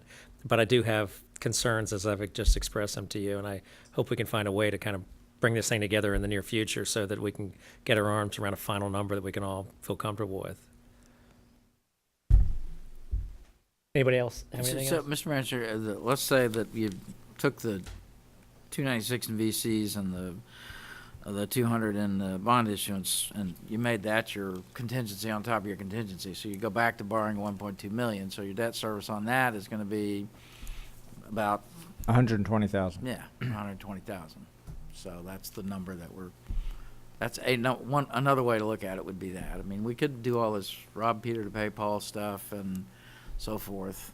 And I share some of Mr. Snyder's views about, there may have been a better way to get more library for the money.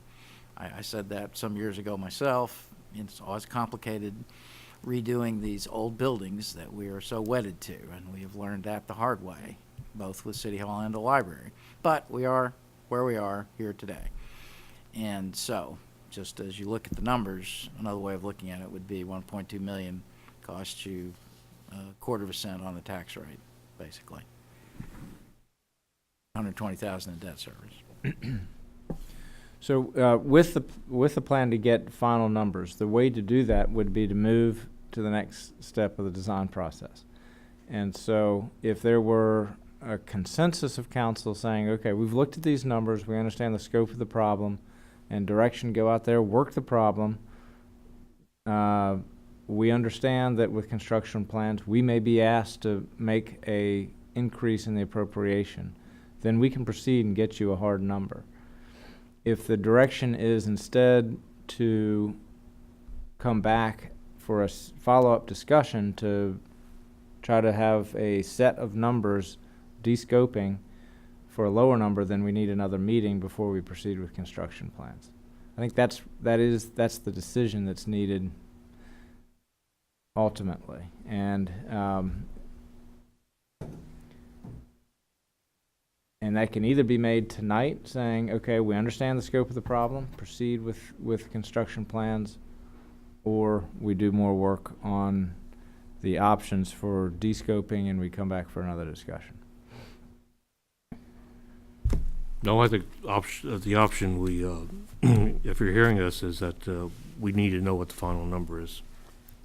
You've already spent a month trying to come up with this pitiful list of things that don't get us to the finish line. So I think what you're hearing is there's political will here to get us a new library, and you should get us that number as quickly as possible. Okay. If that's the consensus of the council, we will do that. I'll do my best on the numbers that you requested. We would really need a consultant to do it right, but I can provide you the analysis that we've done on this in the past, just so you have that information. Can I ask what our monthly burn rate is? So how much are we going to spend in the coming month? The soft cost burn rate? I don't have it off the top of my head, no. Sort of a ballpark figure to get construction plans? Do you have just a sort of a order of magnitude for that? What's their total? Is 753. I don't know. So the total AE cost is at 753. I'm not sure what percentage we've spent on that. If we're at 35%, I'm assuming we've probably spent close to half. So in order to get a real number, though, we really need to get to a GMP And that's really the purpose of a CMAR is when we get to the GMP, we know where we stand, and they're supposed to be giving us these costs along the way. So in order to get there, and if we're only at design development now, and we move into construction documents, that will give us the method to get a true cost. They have to go to their subcontractors and get those costs. And then once we get the GMP and they start doing buyouts, then we'll actually have solid numbers. But until then, we can't give you anything but the estimates. Subcontractors are very hesitant to provide too much information. They're very busy and they give us very high prices. Yeah, right now you're still giving us cost largely on a parametric basis, so we understand that. You can't price colored blocks and expecting a truth to them, so we know that. I guess my hope would be that when we come back, that this isn't an ever-escalating number, that we get whatever it is, we get a number and we stick with it, and if we got to tighten our belts along the way. But it just, to my mind, at least for me personally, we just cannot have a number that just changes every couple months and keeps going up. And I would say in general with city projects, we need to make sure we budget in appropriate contingencies, because the idea of trying to meet a budget by cutting your contingency, it just means we're going to pay for it on the backside when the project's done, and that's not a good way to do business, in my opinion. So to the question of the contingency, I think it was at where it's at right now because that was a 10% contingency for the 5.7 budget. So we didn't at this point, we have not altered the contingency. Yeah, but So your that- budget has so- gone up to 7 point something Right, so million, now it it's should. gone up, so we need to adjust the contingency. But the original 290,000 for each was appropriate for that 5.7 budget. I got it, but still, when you're coming back in and you're asking for more money, you should really be asking for more money on Right. top of it for the contingency, which you're not. And so what that means is 2 years from now, when change orders start coming in, you guys start duking it out with your GC, then you come back to us and say, oh, by the way, we need another $700,000 or whatever it is. And so to me, that's a problem. We ought to be addressing that now so that we don't get halfway through a project or done with the project and get bills that we weren't expecting that are very difficult to budget in, because we got a whole lot going on and we got some projects going to cost a whole lot more than this one is. So that's the concern I have. Vice Mayor Connolly? And I'm pretty sure I heard at least 3 of us say that with the de-scoping options, that getting rid of the lead certification is a no-go for us, and then not doing the streetscape is also a no-go. Is that? Yeah, no, I'm So- nothing to do with D-scope. Right. So if some of those de-scoping things are, yeah, there we are again. Like the cistern seems to be the only thing, and maybe multiple miscellaneous small items, but it seems like the rest of it is actually essential to the essence of the building. I'm just looking around. Well, to even see if the others cistern agree. that Well, that's true. is designed to meet the MS4 requirements, now we're talking about some Mickey Mouse Yeah. deep hole filled with gravel and hope that it doesn't rain over the next 40 years. So just as a general thought, then the de-scoping that was in there is not something that any of us would support. If we're going to do it, we want to do it right. All right, anything else? Thank you all for your hard work. I know this is challenging for you like it is for us, and we certainly don't want to seem unappreciative. We know a whole lot of thought has gone into this, but there's a lot of balls in the air here in the city, particularly as relates to capital expenditures, and so we're trying to make sure they all work out and for the best for our taxpayers. So thanks again for all your time and All right, good thank you. work. Thank you. Thank you.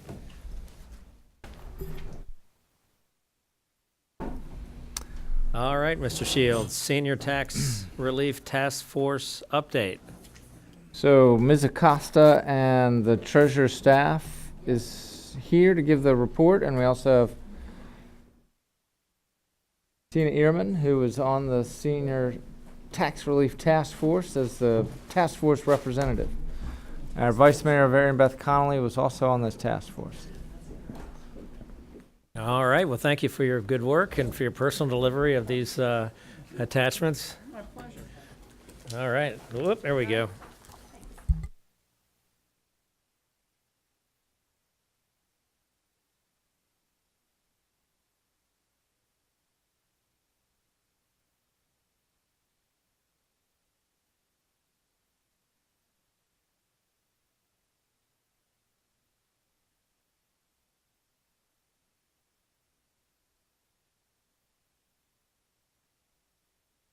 Now it's on. Okay, sorry. I have an ear problem and I can't hear how loud I'm talking, so to me I sounded really loud. Sorry. So you have before you some documents that we just wanted to give you an overview of what the Tax Relief Working Group has been discussing and where we're at right now before we go to first reading. And this is just an update. The first sheet is basically, and I left off Tina's name, I apologize. The Tax Relief Working Group, pardon me? Yes. As the council liaison to this committee, before you even start, I just want to say that it has been a pleasure to work with three of you and the other two who are on the committee. This committee went through so many different spreadsheets and options. So yes. It's very impressive that you got here. I do want to remind people that when the charge of this committee was to see what we can do to increase the availability or match up our tax relief to the needs of the people, and also to make deferral a more robust option for people, so that they might choose deferral rather than rent relief. And how could we do that? So it was like a dual charge that you're working on. Exactly. Yes. Thank you for that. But the members of the Tax Relief Working Group are Mary Beth Connolly, Nikki Weismiller, my chief deputy, Nancy Vincent, director of Housing and Human Services, Alyssa Mock from the Human Services Advisory Board, Tina Ehrman, who's our citizen representative, and myself. And so, yes, the focus was to review our existing program, to compare our program to surrounding jurisdictions, and to look at the deferral options and to make recommendations for changes. We looked at income limits, asset limits, average assessed value of homes, the application process itself, and the deferral program. I have some bullet points of the recommendations here. I'll briefly go through them. We are recommending 0% interest on deferred taxes beginning July 1, 2019. People who have existing deferral balances, those balances would remain, but they would not accrue any further interest after July 1st. For the application process, we would use gross income with no deductions except for disability. That should say disability. We would lower the asset limit to $400,000. Currently, Falls Church is at $540,000. We would grandfather in. We have 3 current recipients who currently have assets over $400,000. They're below the $540,000, which is what our asset limit has been in Falls Church. So we would grandfather in those 3 recipients because the committee felt strongly that we didn't want to harm anyone who was already in the program. So there would be no change to disability deductions. $10,000 income deduction would be allowed, which is also no change for a non-spouse or a non-owner. We would allow 2-year retroactive limit for veteran tax relief and disability exemption, because sometimes it can take that long for veterans or for disabled people to get that qualification or exemption from either the VA or through Social Security. It takes a long time. We want to simplify our application process, basically simplify our application. We would allow deferral only for applicants with assets between $400,000 and $540,000 whose income limits, meet the criteria for relief. We would also allow deferral only for applicants whose homes have an assessed value of more than 125% of the average assessed value.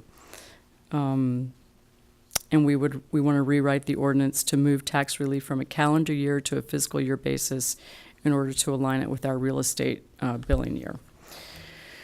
The next sheet is just sort of a review. We talked about this last April. This is a comparison of the Falls Church program with Arlington, Fairfax, Fairfax City, and City of Alexandria. There's one change. Arlington has their asset limits are now $400,000. It was $340,000, but they've come up to $400,000. And City of Falls Church's current is $540,000. We're recommending an asset limit of $400,000. The next sheet would be a summary of all the options. It's a summary of the detailed sheet, the spreadsheets, the nice colorful spreadsheets that we have. We basically had 4 options with an option B for each option. So, okay, basically 8 options. Option B in every case it would be those 3 participants who have assets over $400,000 would be moving them over to the deferral only column. We just wanted to show what the impact of that would be if we did not grandfather in those 3 people. Although, as I said, the committee is recommending that we do. The option that the committee preferred and that we're strongly recommending is option 3, which is the 5th page of the nice colorful spreadsheet here, if you want to turn to that. We are recommending that because we felt like it did the most good for the most people. It's granting 100% relief for people up to have income of up to 40% of the area median income. It's potentially granting 100% relief to about 30 people. And if you look at the spreadsheet, so let me explain a few things about it. There's some colors in there.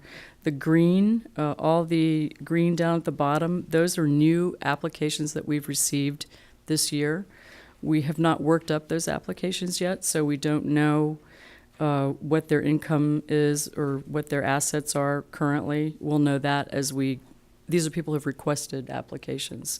We actually haven't received the applications yet. So we do know what their assessed value of their homes are and what their real estate bills are.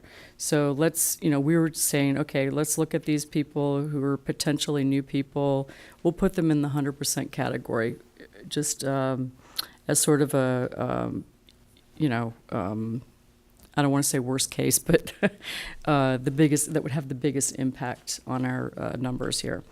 So that's what those green, the ones highlighted in green are. The ones highlighted in blue they're currently deferral. They get tax relief, and then they defer the balance of their taxes.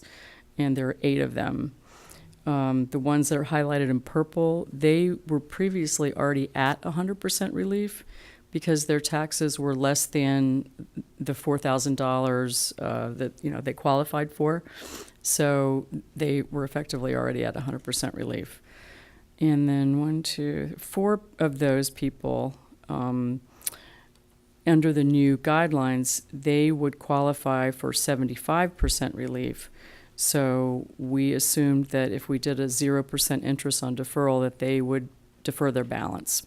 So they're in that balance deferral column. And Sorry, could you say that one more time for the last column? 4 of the people who were previously at 100% relief, under the new guidelines that we have, one of the things that we're changing is we're going to use a gross income. And we were previously allowing them to deduct the non-taxable portion of their Social Security income, which dropped their income levels down. No other locality does that. And we couldn't really find a basis for why we were doing that. This is a program that, I inherited from my predecessor, and I couldn't find anywhere why we were doing that. And no other locality was doing it, and it didn't really make sense to do it. So we all agreed that we would, going forward, we would use the gross income number for for qualifying them. So when we did that, 4 of the people who had previously received, $3,000 or $4,000 worth of relief, that's what they qualified for. Their taxes, their total taxes, were actually less than that per year. I think almost all of them live in a condominium. So, but when we started using their gross income level, that moved them into the 75% relief category. And we're assuming that they would then defer the balance of the other 25% of their taxes at the 0%.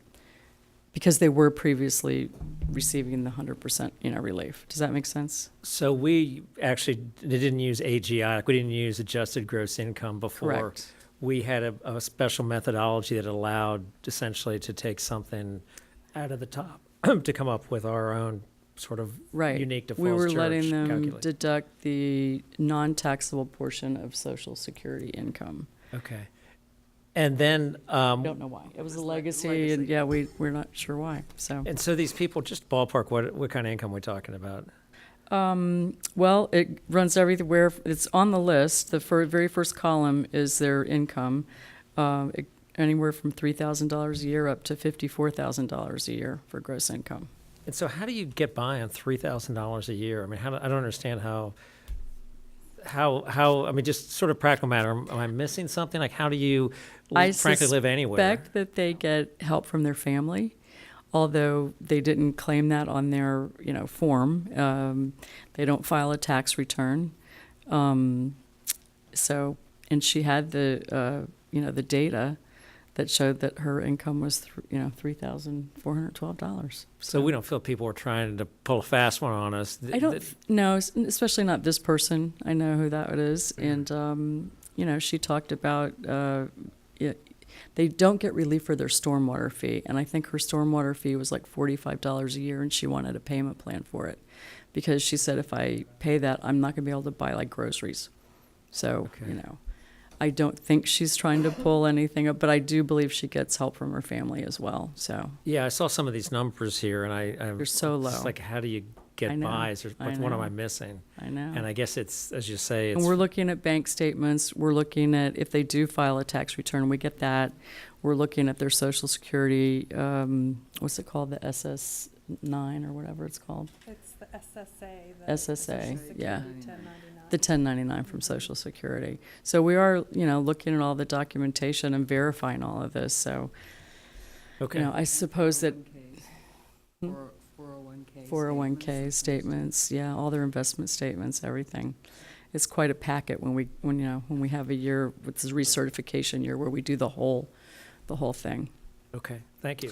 So the second column is their assets. Yeah, go ahead. Sure. Before I lose it, can we go back to the asset limit change?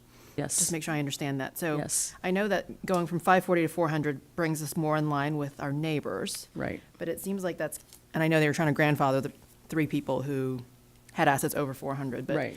it seems like, and I saw in this packet, there's all the property value information. Clearly, we've got by and large the highest property values. This seems like it's Yes. going to, Yes, that's while we are correct. grandfathering the 3 people we currently have in the plan, that for the future, though, we're going to be more restrictive because of lowering the asset so limit. the asset limits on the application, they do not include the value of the home. Oh, okay. So the third column on your spreadsheet is the assessed value of the home, of each one of the homes. But the assets don't include the value of the home. So, the thinking was, and this is the thinking I, think of our neighbors as well, is if you have, $500,000, $500,000 in assets. Yep, that makes sense. I'm good. Okay. I just needed that clarification that if it Okay. didn't, because I was trying to correlate with property value and it just didn't Okay. make sense to me. Gotcha. Thank you. Right. There was a lot of discussion about the assessed values of homes. We watched, some of us watched all of it, the board meeting from Arlington County where they discussed their tax relief program, and they had, a consultant. I don't know how much it cost them. It took them a whole year. Right. And they spent a bundle. They spent a lot of money on it, exactly. So there was a lot of talk in their board meeting about, these people who have $1 million houses. So they're sitting on a $1 million home that's paid for, and, we're going to provide them tax relief. And then, when they're deceased, their home's going to go free and clear to the nephew in New Jersey, I think was the, example that was used. So what can we do, about that? And the thinking was that, we came up with a formula. We said assessed value plus 25%. So 125% of the assessed value of the home. If your home is more than that, then you would qualify for deferral only. You can defer your taxes at 0% interest. But some of that money is going to, then come back to the city after the person either sells their home or moves out of the city or is deceased. Right. Right. Options. So I know we have 54 people currently in the program. Mm-hmm. I think you said option 3 is the one where we're doing the most good for the most people. Do you have kind of numbers of people we might help in each of these kind of categories? Yes. Let's see. Because normally So- while I'm a details person, right. this is a lot more than I think I can understand in this work session. Well, okay, So so ultimately what I'm starting- trying to get to is which of these helps the most people and what categories? Okay, so if you start with option 1 and go to option 4, option 4 would be the richest program. It would be the most generous, and it's also the most expensive. Option 4 is the most generous and the most expensive. And if you look at it, you can see that 100% relief column. Yeah, there's like 1, 2, 3, 4. There's like 41 people or something, and there are 42 people in that column. So, and that would be from 0 to 50% of the AMI. So that would be households, and every household is based on a 2-person household, which is also pretty standard across the board with our neighbors. So 0 to 50% AMI would qualify for 100% relief under option 4, and that would be incomes of 0 to 46,900. If you look in almost every option in that last column, the 81 to 100% AMI, there's nobody in that column. And so we said, okay, we'll offer relief. Well, we're going to offer deferral only for the people in that category.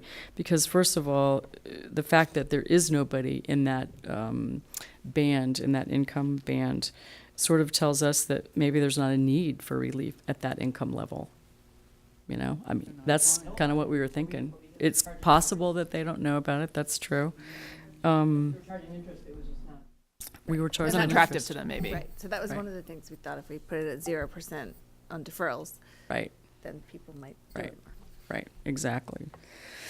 We have one person in the program who, if you look at the things that are highlighted in yellow, we have one existing person whose home is assessed at $897,600. They, the 125% of assessed value would be $890,000. So they are over that 125%. So we move them over to the deferral only column. Their taxes are almost $12,000 a year. We talked about that. So Jody, these are all people currently in the program. Do we have All a sense of currently how many people in new the people we program. might capture or who might apply? Just Well, the the greens are the ones who have applied. requested applications from us that we haven't gotten back yet. It could be more than that. Once we go to 0% deferral, that might be an attractive option. So we might see more deferral applications. We might see some of these people in the 80 to 100% AMI, income range come in and asking us. So your cost numbers on this summary sheet are just assuming the people on the thick spreadsheet kind of come in and they fit in the deferral category. But if we get a whole bunch more deferrals come, then it might gonna cost go us up. more, even though Right. we might capture it again on the back end. Right, right. Yeah, the deferral money will always end up coming back to us. Currently, we have 8 people who are on deferral, and I think 2 years ago we had 13. So you just never know. Then, so that's 5 people in 2 years who are either moved, sold their home, or were deceased. And we usually are able to recapture most of that Right, value easily. Right, we got all of that money back, yeah. So, and that's just, you have no way of predicting from one year to the next who that's going to be or how much money you're going to get back on deferrals or, so. Do we think there are other people who are in these income categories, these lower income categories who, use reverse mortgages or home equity lines or something in order to stay out of our clutches here? There are people who have reverse mortgages. We've had a few of them over the years who applied, were approved, and then they got a reverse mortgage like after the fact, and then they were getting some relief, like say they got $4,000 relief, and they were deferring their balance, and the reverse mortgage companies will not allow them to defer. They're fine with them getting the relief, but they will not allow them to defer taxes because, that has to be paid, when the home's sold, and they're afraid that they won't get paid back the reverse, So you all the took amount of that the reverse into mortgage. consideration, then, I think we don't want to discourage people from using reverse mortgages. I mean, if you've got a house Right. that's worth you know, $800,000, and your income is, you know, 40 AMI or lower, you know, you're a classic house poor situation, and we Yeah. want people Right. to avail themselves of reverse mortgages in those situations. Right. So you're Right. not doing anything that Well, would, if they're getting 100% relief, then, you know, they're good. The reverse mortgage company won't have anything to say about it, right? They're not deferring anything. So, I guess that's but true. if they're deferring, yeah, they're gonna have a problem with the reverse mortgage. They're not gonna let them do it. They're gonna make them pay it off. Or make them pay the taxes. Make them pay the taxes, right? They're gonna make them pay off the deferral balance if there is one, and they, you know, each year. Otherwise, they're in default. Right. They're in Yeah. default. and Right. becomes the reverse. Right. That's right. Can you just talk a little bit about the veterans, just so everybody Yes, understands so the veterans that are nowhere situation? on our spreadsheets here because they automatically get 100% relief. And right now, it's about $105,000 a year is what is what the veterans' tax relief is. They have to be a disabled veteran? Pardon me? Which veterans qualify? They have to, yeah, disabled vets, yeah. So it's, they have to be 100% disabled, and their disability has to be 100% service-related. And they have to have a letter from the VA stating that. And if they have all that, then they qualify, and, you know, we have to give them the 100% tax relief. And is there a deceased veteran as well, a spouse of a deceased? Yes, so if the veteran is deceased, like say they qualify for all that, they have their documentation, and then they die, their spouse can remain in the home and still receive the same benefit. So, and it used to be that they couldn't remarry, right? If they got remarried, it went away. It has to remain the primary residence. Right. And they can't remarry Right, in order to qualify for that benefit. right, right.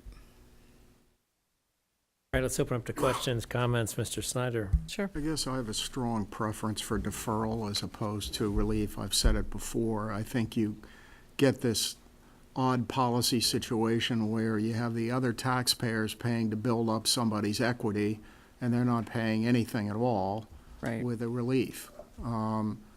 Are we moving in a direction where we're making it easier to get relief and harder to get deferral, or what's the versus the two? I think that we're expanding those income limits so that those people could get 100% relief as opposed to the $4,000 or whatever, who are up to 40% AMI.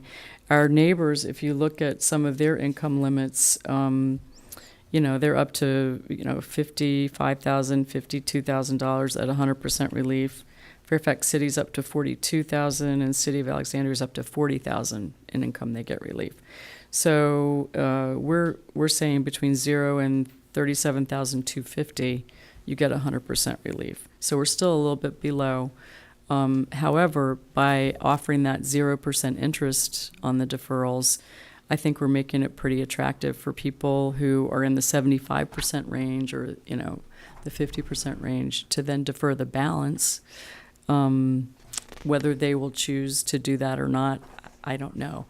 They did not, a lot of them did not choose to do it before because of the interest. They didn't want to pay interest. They have a strong aversion. Seniors have a strong aversion to paying interest. And some of them said, I don't want to leave a debt for my child. I want my child to inherit the house. Yeah. Yeah, okay, so the rest of the taxpayers build equity for them. Yeah. No, I see what you're saying. I mean, thank you for the work, by the way. This Sure, huge sure, work that sure. went into this. And you know, I've said it before, I understand deferral, there's a liquidity issue. I understand folks can have that. But in an environment where you're sitting on an $800,000 house, to really be given a free gift while the taxpayers each year support the schools, which in turn raises your equity, it seems kind of unfair to everybody else. I mean, I want to be fair to people who have a liquidity issue, and I think we ought to offer the deferral deals with the liquidity issue. Right. The short-term issue, if you will, but I just have problems. If you live here, you have an obligation. Right. And Well- if you can't, and we have decided that we're willing to provide some degree of relief to that, to me, it ought to be deferral where the taxpayers get the money back. Right. That's kind of my philosophy, and I know you guys have worked really, really hard to find a balance on this, so. Right. Well, one thing about the, where we said the average assessed value of 125%,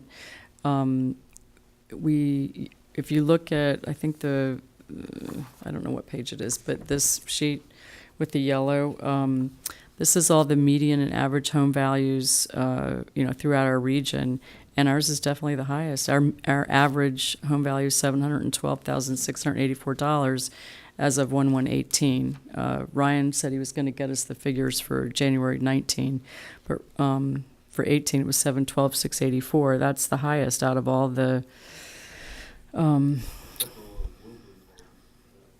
me? Except for who? Wilbur. Oh, Vienna. Oh, Wilbur. This is, some of our research is very entertaining because Tina did a lot of research for us, and she didn't hold back in her comments, so. Do the other jurisdictions that use deferral have a similar methodology where they look at 125 of AV, or do they just base it off income, or? Some, don't allow Looking at deferral at all. the comparison chart, for the ones that do, I think Arlington and Alexandria that do, is it just based on income? How do they? Only Arlington bases it on. Yeah. Arlington has an AV component, but no one else does. It's all based on income.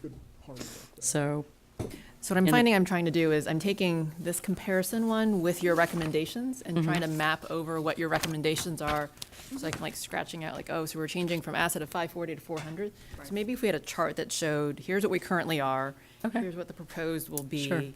and then what the impact might be in terms of both how many new people we might capture, and then also what the financial impact could be to the city. Does that make sense? Because I'm just trying to walk between the two to figure out what do we are, because I don't Sure. understand this nearly enough of what you guys do. So I'm trying to understand what we currently do, how other people do it, and It's then your very recommendations. complicated, yes. Yes. And it's a challenge to show that. To distill it. Right, to distill it, exactly. No, and I definitely echo my appreciation for this hard work, because I know the sentiment from council when I guess it was last budget where we appropriated extra Right. money towards this, was that we Right. wanted to help more, as taxes are increasing, we wanted to help that segment of population. So I Right. appreciate the work that's gone into this. I just think I just need to spend more time with it and understand it Okay, better. sure, yeah, and that's why we're giving you the update of the briefing, and providing you all this info so that, look at it, study it, questions, suggestions, come back to us, and we have a little bit of time before we have to go to first reading, so we How can much was address it that we appropriated or budgeted? It was $45,000 is built into the FY19 budget. On top but of there what was There was originally. going to need to be an additional $45,000 for a total of $90,000 was what was on the table last year. Right. And that would have been an increase, and I think Up it's to like 390. 390,000. So the we've got, budget would be 390. prior to this fiscal year, there was $300,000 dedicated to senior tax relief. Now it's 345, and it was scheduled to go to 390. So all of these recommendations keep it in that ballpark. So you're not proposing anything that's going to cost us like Right, $600,000. right. I think number 4 goes over, option 4 goes over the richest, or the most, I like generous. 10,000. So. Right. If Ms. Hardy needs more time with a spreadsheet, that means that no amount of time that I spend with it will yield any sensible contribution. But I did want to ask, and I understand what Ms. Snyder's saying, and I remember that was a point.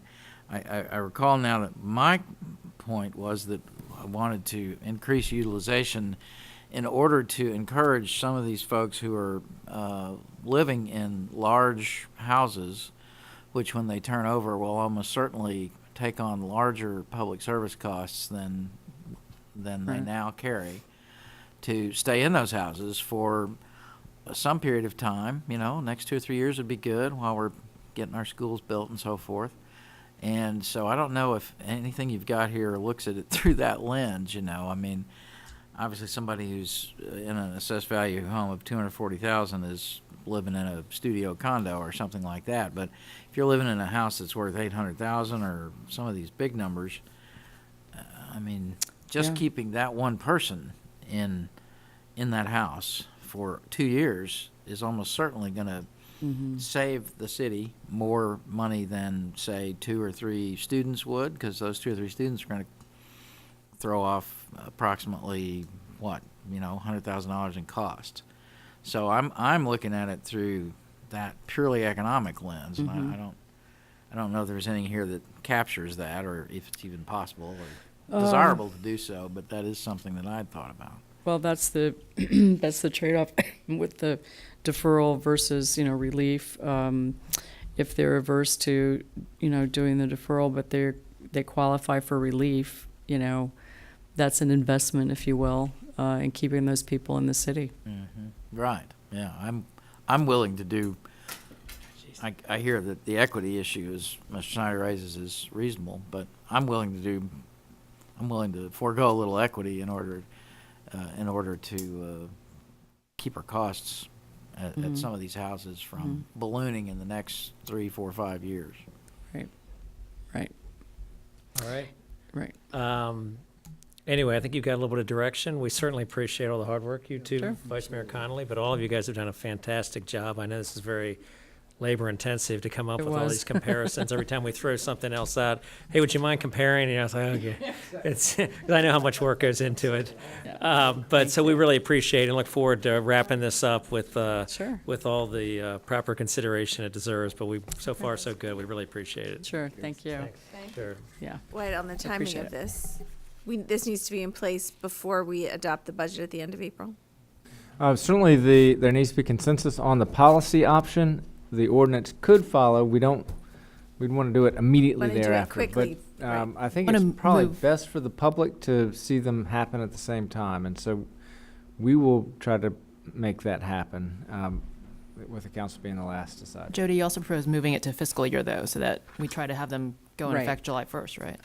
Right. So if we do that, here's what we would do. They would have to, we've already sent out applications, because we're on a calendar year basis currently.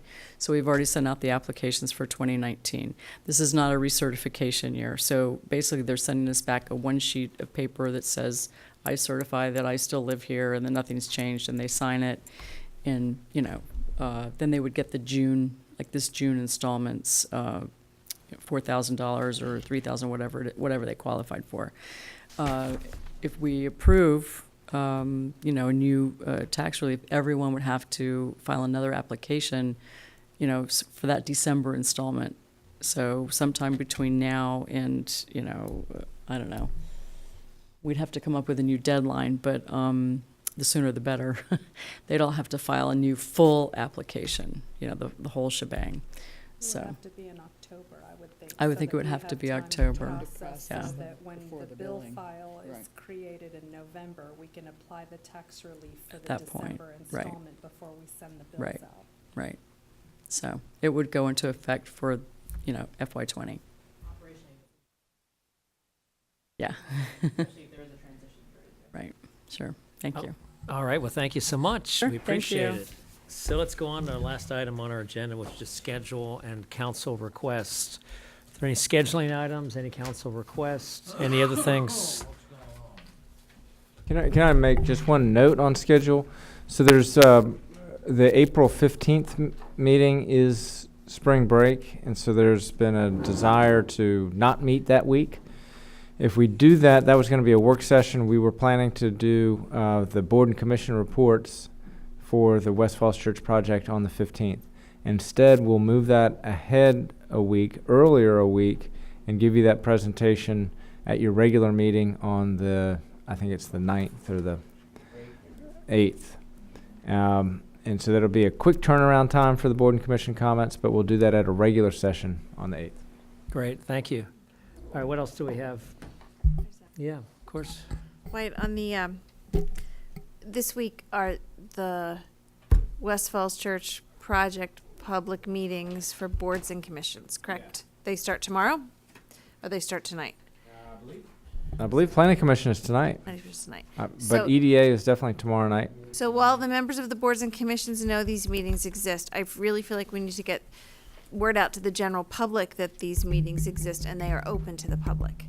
And I know that there's a mailing list, an email list that had been used leading up to this project. It may be 2 years out of date at this point, but where we had been sharing out of, I think the school's communications department should have one, and the city should as well, of people who have attended meetings over time. And I just think it would make sense if there was a way to send a message to those people saying, you have been involved in this project up to this point. This is a key, if you want to remain interested, here's a opportunity this week for you to find out more.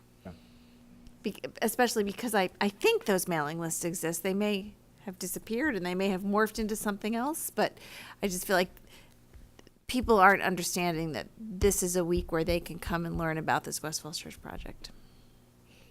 Thanks. The schedule is online. It's buried at the bottom of that page, though, so if we can make it like a civic alert or something that just stands out on the front page, and more people know, because tomorrow's the first one, the EDA, all the way to 3:13, which is when Planning Commission hears it. So there's like 6 opportunities for people to go, and it'd be nice if they were more aware of them. All right, anything else? So why, you set a meeting at 8 o'clock on Thursday with the Spring Street people, is that right? Yes, sir.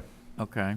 Is that something that any of us could come to, or does that? Absolutely. Okay. So I think So we should publicly notice I it. really just responded to the citizens and whichever council members were CC'd on that. But let me get that to the full council if I've not done that already, so everybody's aware of it. And we should notice that as a It'll be public at the meeting s- if it'll be there are at the going to be sch- well, more than that's 2 true. of us. So I don't think there's any more time to do that. That is correct. what is today? Monday? Today's Monday.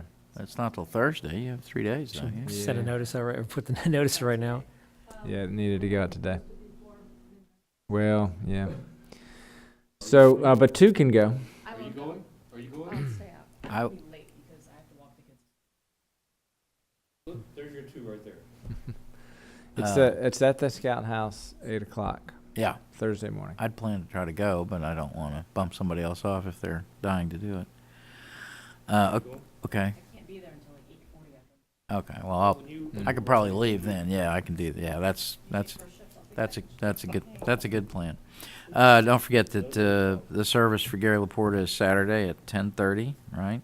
So everybody knows that. And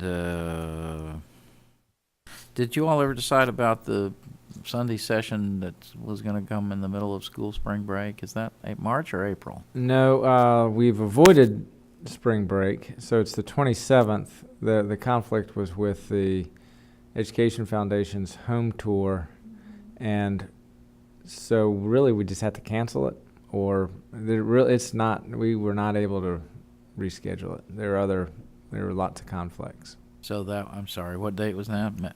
April? Is it 28th? Yeah. So there's not one then. Okay, that's far enough out. I was thinking it was March. So What we're inclined to do is just keep it, and it would be a combined budget and campus update. And that is the one weekend budget meeting that we have planned. It's March. I'm sorry, I'm getting crossed up. So when is what you're you're right. talking about? I beg your pardon. Yeah.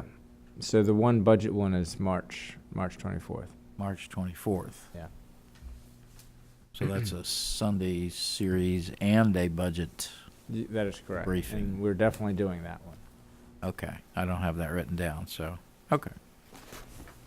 All right, anything else? Mayor, move to adjourn. Sounds like a plan. Let's adjourn.